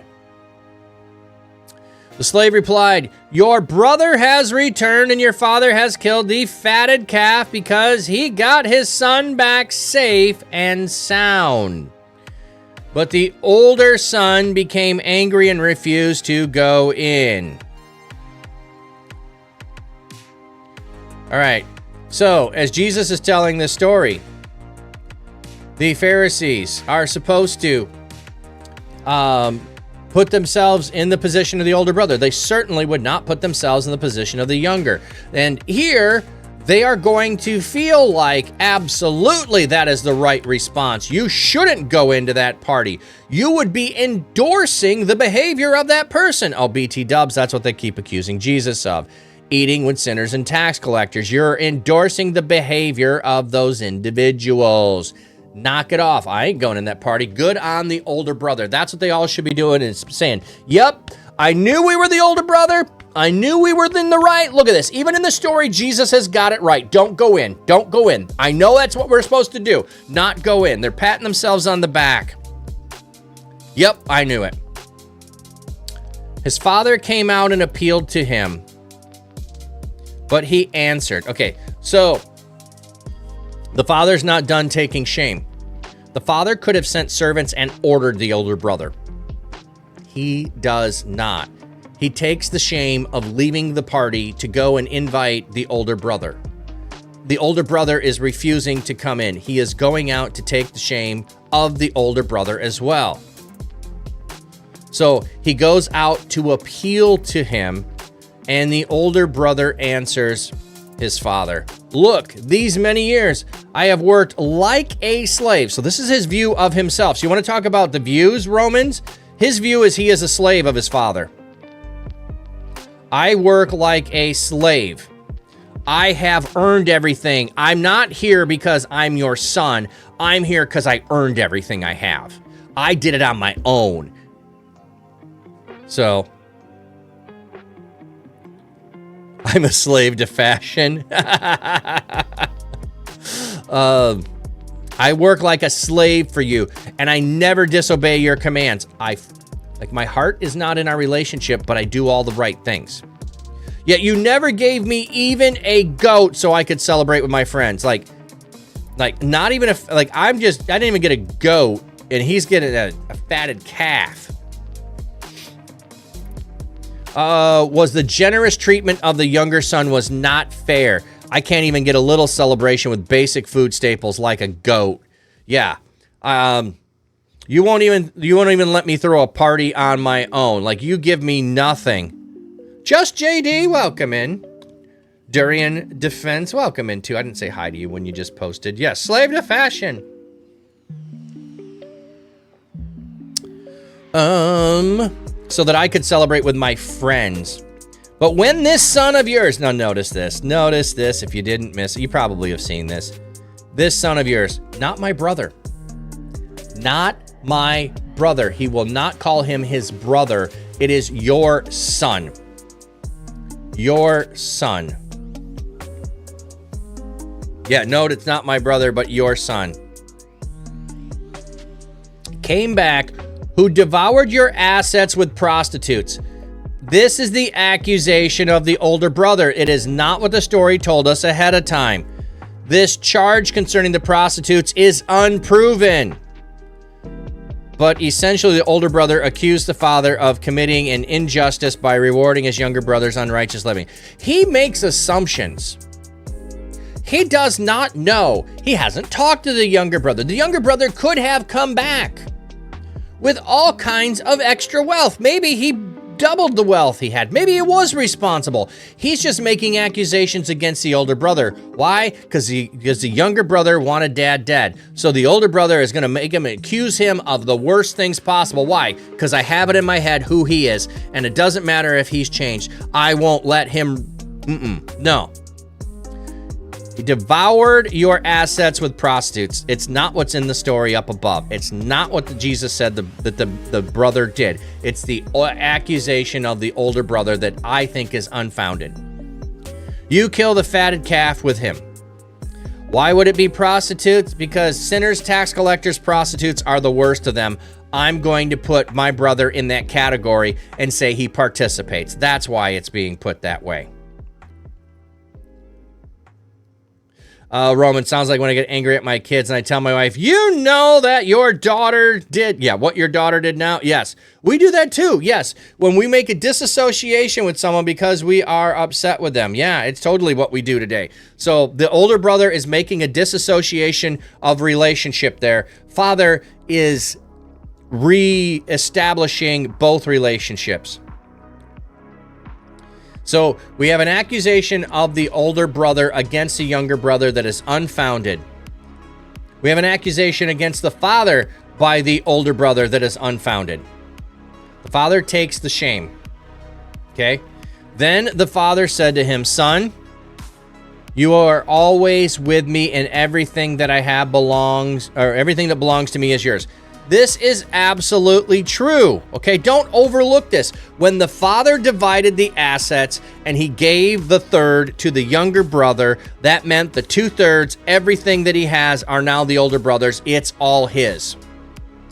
He has ownership of it. The father doesn't split up the assets and then keep the assets from the older brother. The older brother has full access to all of it. He is now sole heir. It's all his. Everything is his.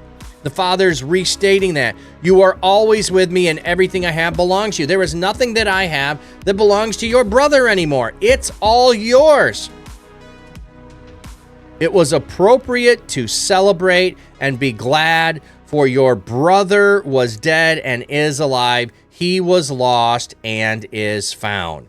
So, your accusation of my treatment of your brother is inappropriate. It's inappropriate. It was appropriate to celebrate and be glad. Your brother was dead and is alive. He was lost and is found. What do you do when something is lost and you find it? You celebrate. It's totally appropriate. That's what we should do. He was dead. Like, he was. He was dead in his living and in straying away and all of that. Now, I think in the process of the acts of the father that the younger son does become restored in the same way that we often see encounters with Jesus where someone gets the healing first and then gets invited to not sin. The healing wasn't based on any attitude. It was only based on coming and requesting. So the restoration of the son is only based on the requesting, not based on the heart of the son. But in the restoration of the son, I think the son's heart changes. I don't think it changes when he's far away with the pigs. I think it changes when he receives the love and grace and mercy of the Father. I think it then becomes true when he says it because he has received the love and grace of the Father. And here the older brother is refusing to receive the love and grace of the Father towards his younger brother, and also not participate in it himself. Well, if you're not going to treat him with disdain, then I want no part of your love. That's what I see.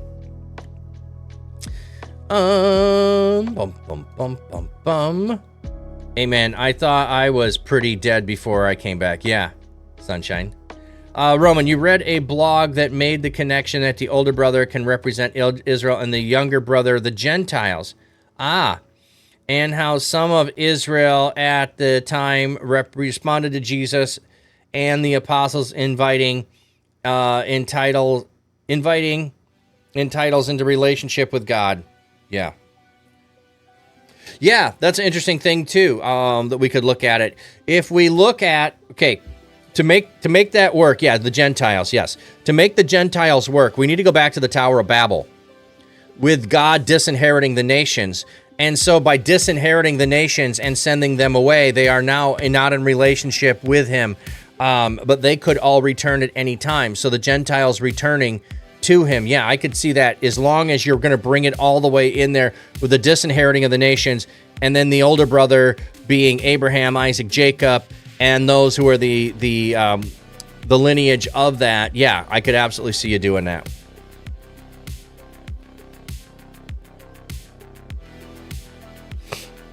Pink Hawk, you got some other questions on that? I am definitely like open to exploring that even deeper, even further.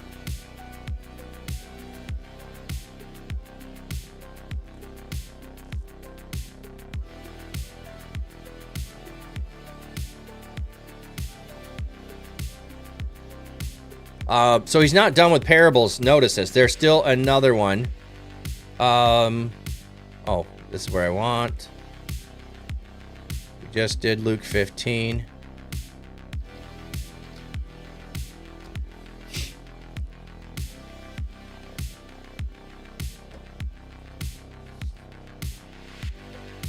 So yeah, if you've got more questions, more thoughts here on this,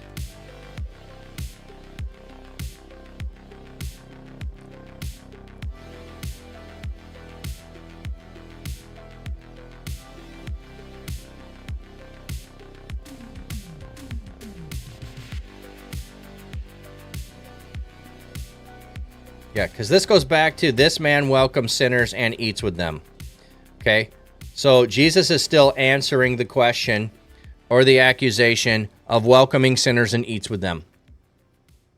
And he gets all the way to the end of the story of the man with 2 sons and says, yes, that's what you're to do. You're to eat with sinners and tax collectors. Goes all the way back to here. So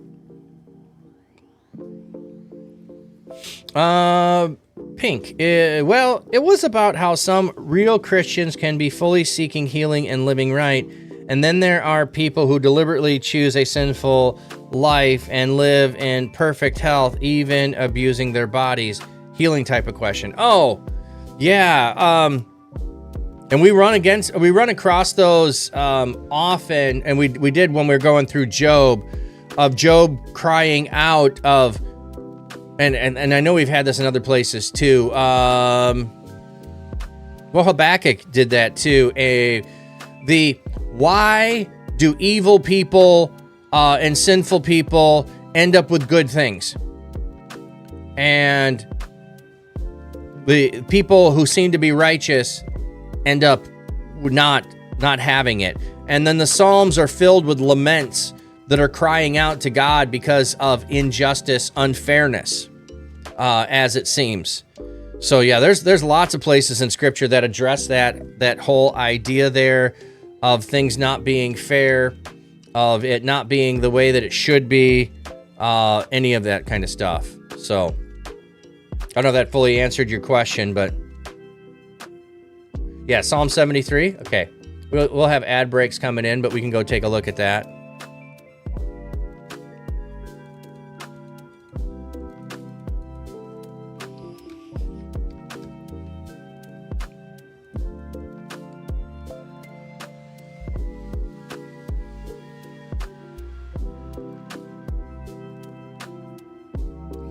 Yeah. Surely God is in Israel to those who are pure in heart. But as for me, my feet have almost slipped.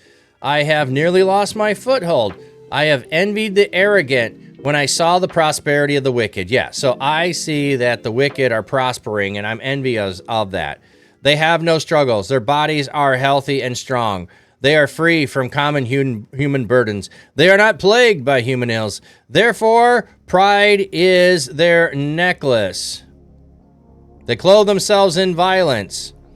From their callous hearts comes iniquity. They scoff. Their mouths lay claim to heaven. Therefore, the people turn to them and drink up the water of abundance. They say, how would God know? Does the Almighty? The Most High know anything? This is what the wicked are like.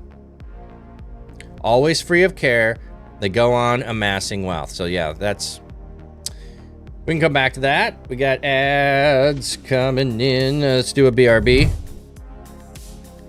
He's got that flat cap dapper look, making waves online, spreading the word on Twitch.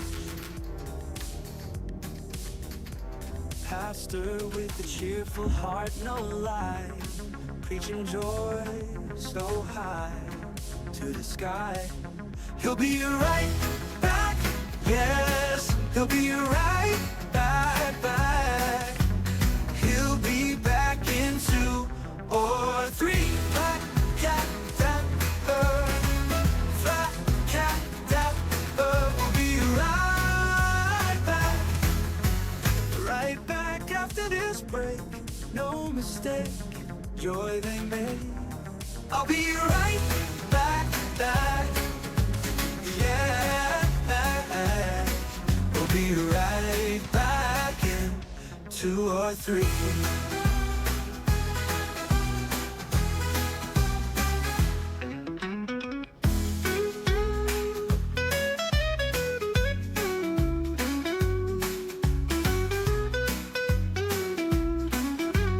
Right back after this break. No mistake, joy they make. I'll be right back, yes. I'll be right back in 2 or 3.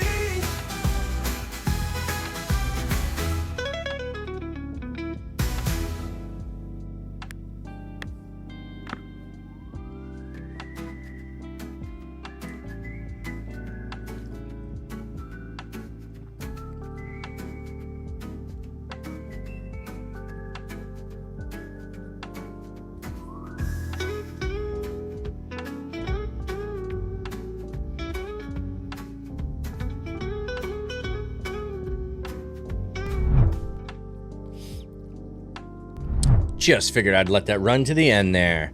So Pink Hawk, yeah, if you have, okay.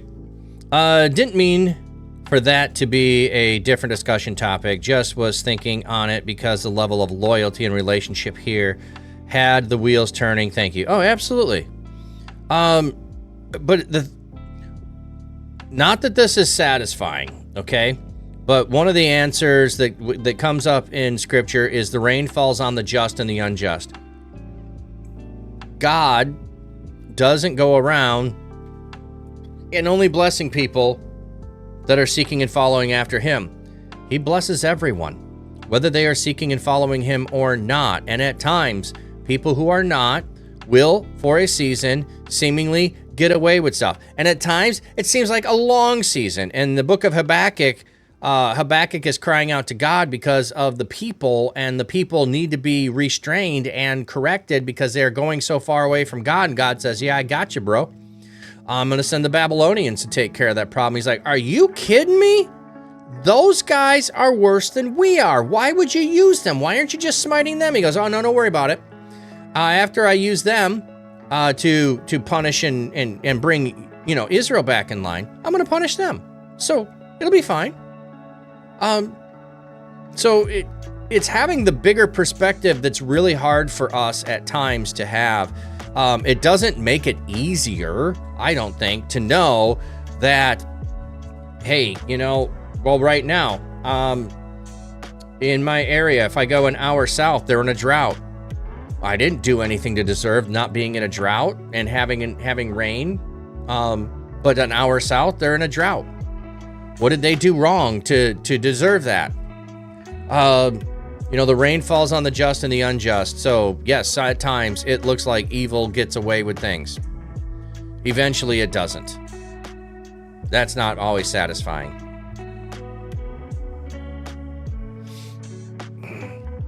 Okay. No, it's fine. What I think I want to do here in the little time that we have left, because I want to work on my sermon with this. So I'm going to go back to Luke 15.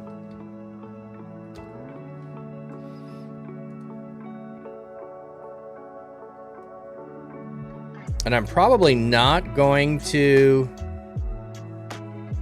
read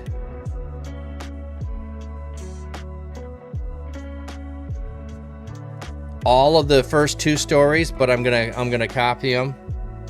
So, I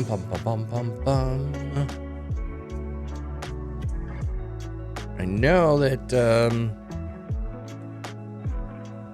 you see here.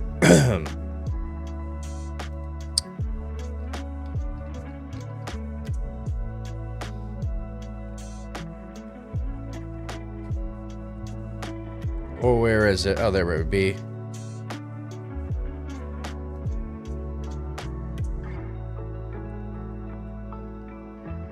Okay.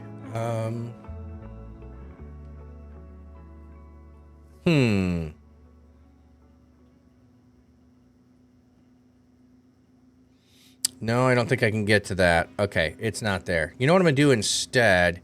Okay. I'll wait and do that later.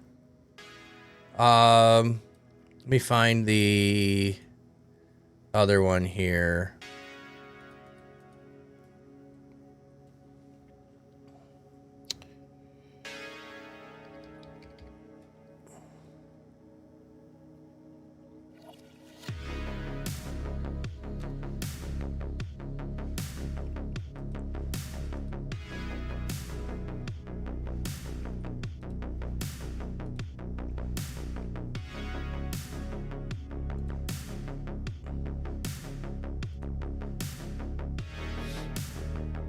Okay. Let me switch this so I can show you what I'm doing. Let me just think through this a minute so I can find that. So I'm preaching the next 2 Sundays. So this Sunday I'll be preaching Luke 15. I'll work on transferring that a little bit later. They send me usually a link, and then I do the PowerPoints in there. So I don't have that link yet. So I'm not going to take the time to copy that and then transfer it later. What am I looking for? This is what I'm looking for. Okay. So let me just briefly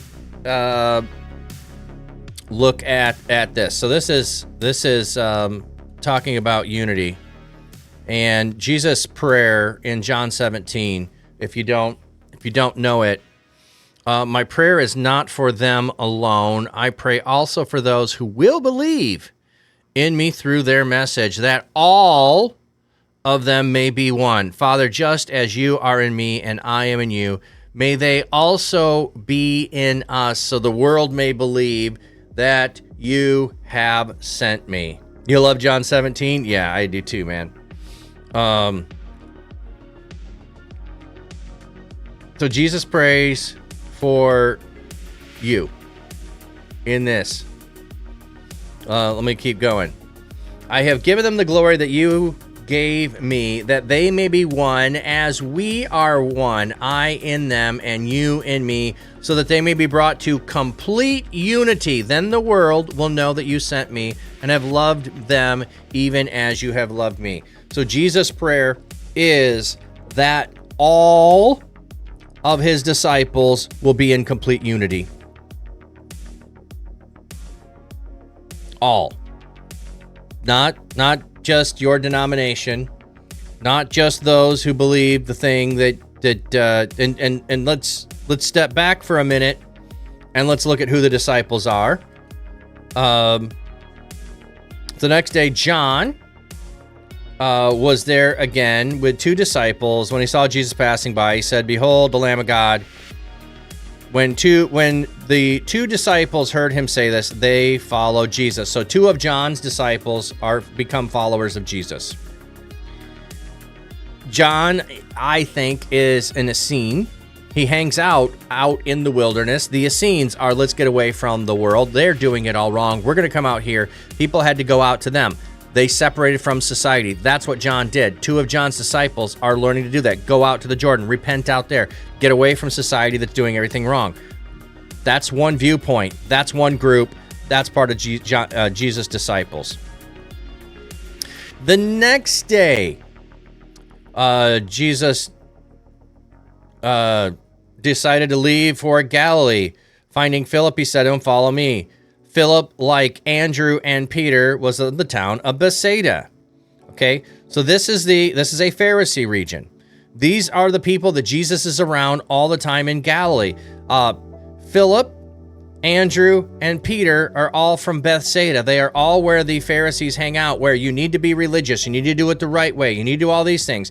And often you hear Peter and Philip saying things that are totally in line with the Pharisee way of thinking.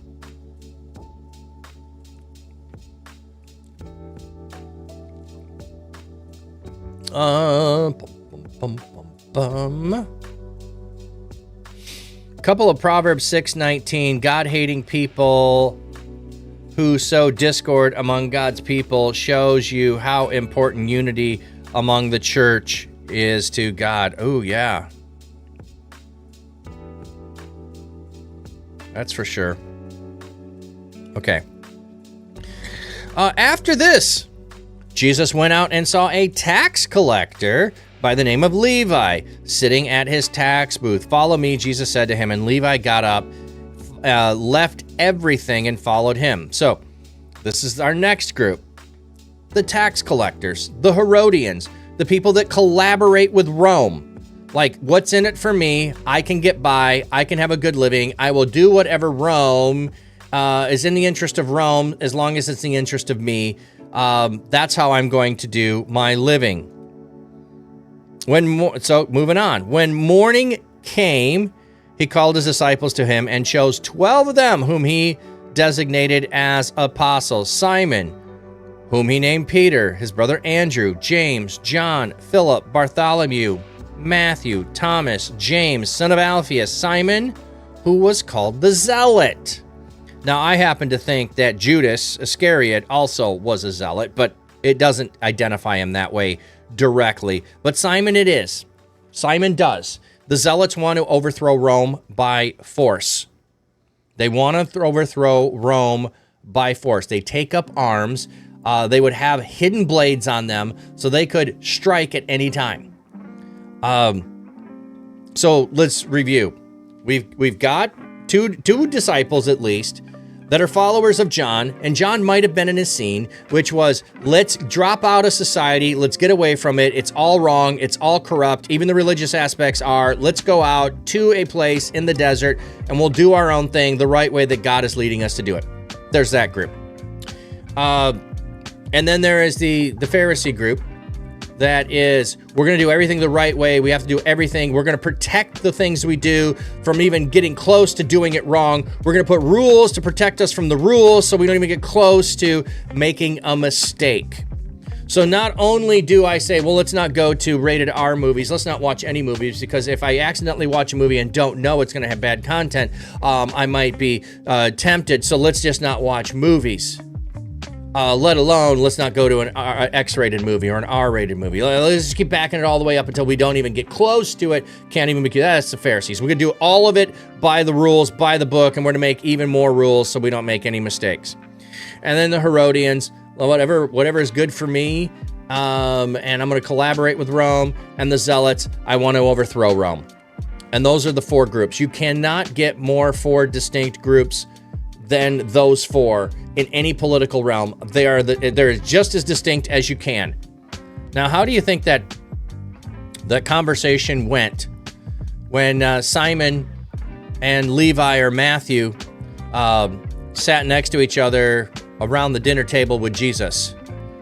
Simon leaned over to Matthew and go, "Hey, you swindle any little old ladies out of their life savings recently?" And does Matthew lean over and say, "Hey, have you killed anybody lately? Have you killed any nice, people to overthrow Rome? Have you?" Like, they're followers of Jesus. And Jesus is praying for them to have unity. Not to go back to their former way of life. Not to divide into segments who we have it right and you have it wrong. But to be in unity. Now, let me talk about the difference between unity and uniformity. Okay, unity is what you have in an orchestra. You have all kinds of instruments that are in an orchestra. You've got the wind instruments, you've got the stringed instruments, you've got the percussion instruments. They are all there in the orchestra. Now, what nobody's looking for is an orchestra that is all horns, like all one instrument. This is uniformity. Oh, we have to have only French horns. That's the only thing we can have. Let's just have an orchestra of all French horns. It's not going to be great. It's not going to be a thing of beauty. Unity brings beauty. Uniformity squashes beauty. So we often are thinking uniformity when we need to be thinking unity. Jesus was not telling everybody they had it wrong. He was saying, come to me. That's the thing we need to do. Yeah, and to change their way, yeah, the way of thinking. Yeah. My prayer is not for them alone. I pray for those who will believe. So he is praying for you in me through their message, that all of them may be one. Father, just as you are in me and I am in you, may they also be in us, so the world may believe that you have sent me.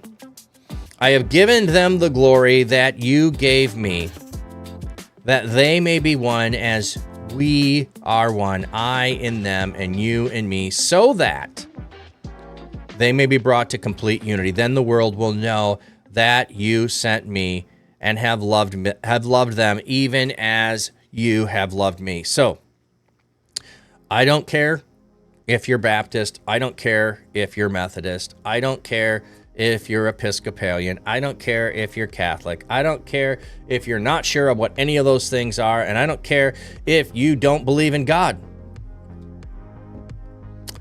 I'm not here to condemn you. I am here to be in unity with others. That's what we're called to be. That's what Jesus was praying for. When the church, when the disciples of Jesus finally get around to doing this, and yeah, that's what I'm saying, finally get around to doing this, putting aside all differences. I didn't say petty differences. I said all differences. Some are valid. I don't care if they're valid. My being in unity is more important than any valid issue I have. Just think it is. Just think it is. Find a scripture that says otherwise. I don't find one. Also, if Jesus' prayer is for us to be in complete unity, I can't think of anything that should stop me from being in complete unity with you. So, all right, so that's what I'll be preaching in 2 weeks.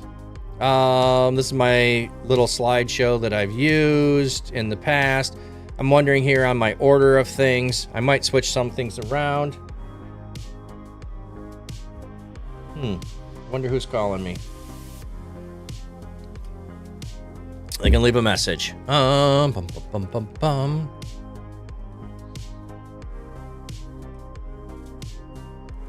Yeah, we just went in order of John and then went to Luke and went in order. Okay.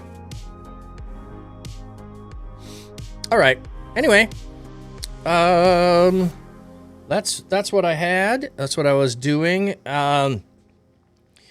I've got a phone call to try to make. I'm trying to debate here on going over and doing co-working, because I'd like to do some co-working, but I may be on the phone, so that's why I'm debating that. But I think we can do that today. We'll do some co-working today for a couple of hours, and figure out what we can do there. So thanks for hanging out here.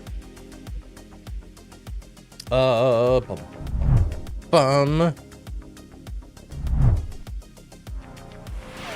Oh, Pink Hawk, tip of the cap.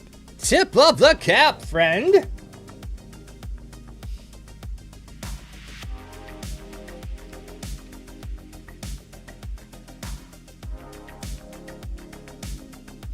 All right, so we'll do a little bit. I'll be working over here. I'm going to let someone know that I'm available for a phone call. That may or may not happen. So I will, like I normally do, check in the top of the hour of what I'm working on. Hey, Bible. Yeah, welcome in. Question, when is the thing with IDJ? Thursday. It's Thursday. 11 a.m. Eastern. It should have been, if I go back to this screen, it should show up right over there. So, all right, yeah, 10-2. God, the harvest is plentiful and the workers are few. So we are praying for the Lord of the harvest to send out workers into the harvest. God, we just thank you for all that you do, all that you are, all that we are able to do in and through you. So thank you for that. Thank you for those who are already workers in the harvest, and may you help raise up more to do more than we can imagine, to be light and salt in dark places, to just bring the good news of Jesus every place we go, and to bless others. God, we praise you and thank you for this in Jesus' name. Amen. All right, I'm going to give you a blessing.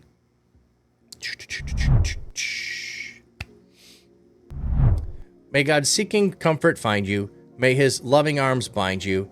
May his might protect you. May his wisdom direct you. May the joyous love of Jesus Christ be with you and all those you know, both now and forevermore. Amen. Thank you, everyone, for being here. Thank you, Ukulele, for the raid. Thank you, everyone who came over with the raid. Just love spending time in God's Word with you. I think it is so much better when we do it in conversation with other people. We learn from each other. We grow in conversation. We ask questions. We share thoughts. We share leading of the Holy Spirit. And we draw closer together. And we draw closer to God. So thank you for allowing me to be a part of that with you. Let's go bless other people.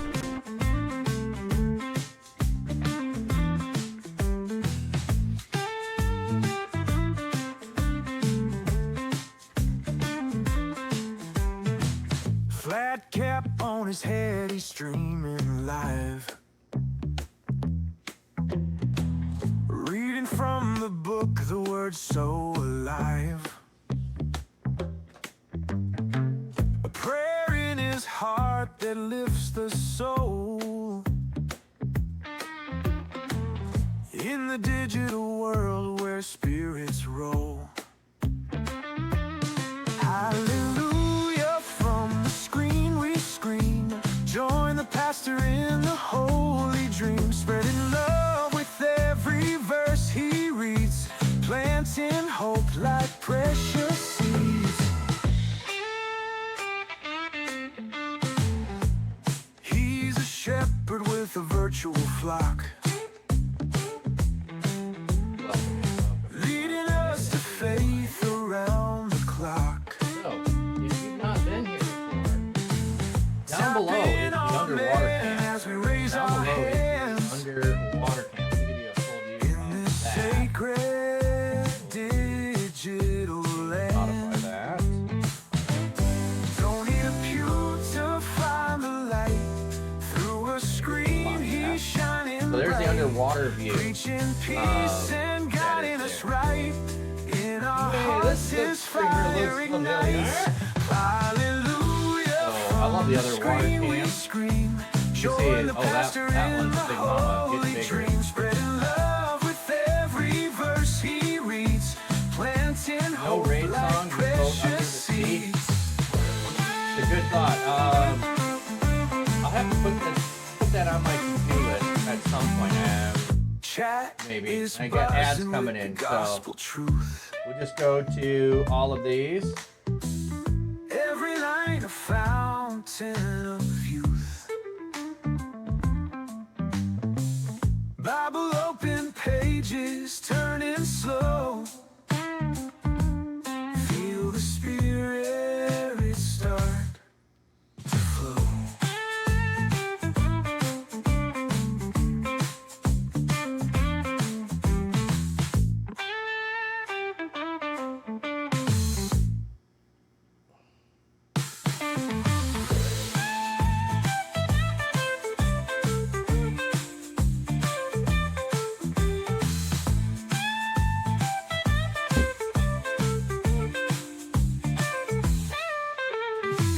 Chat is buzzing with the gospel truth. Every line a fountain of youth. Bible open pages turning slow. Feel the spirit start to flow.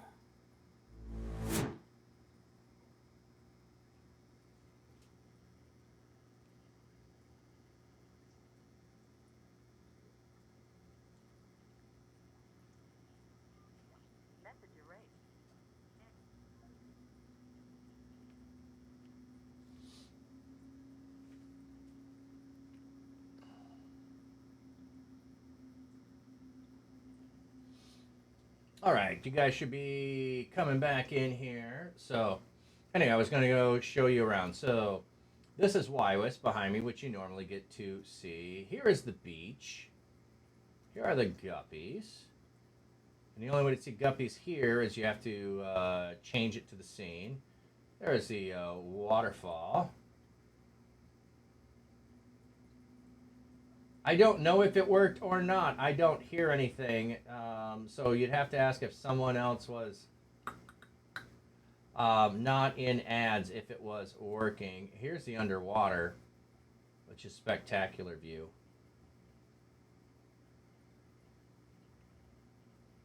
It's a little dark today. And then here is the multi-view. So I'm going to be working on sermon prep today. I've got a couple of calls to try to make. I'll try to be back at the top of the hour and check in on how things are going. And let me see.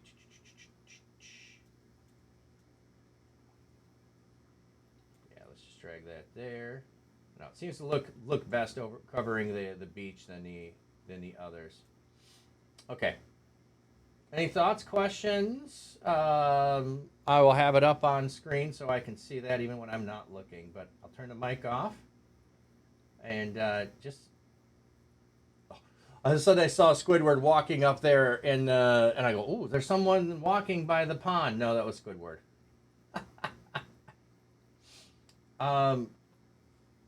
Hopefully the commands are working. I know I saw that someone was trying to use the commands yesterday and they didn't seem to be working, so hopefully they are going to be working today. I'm not sure why that happens sometimes where mix it up disconnects. So let me try it here.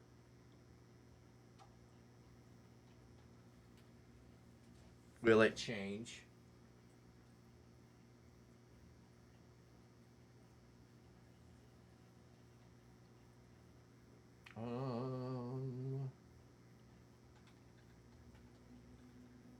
Does not seem like it's working. Why are you not working? All right, we'll turn it off and turn it back on. We'll try that.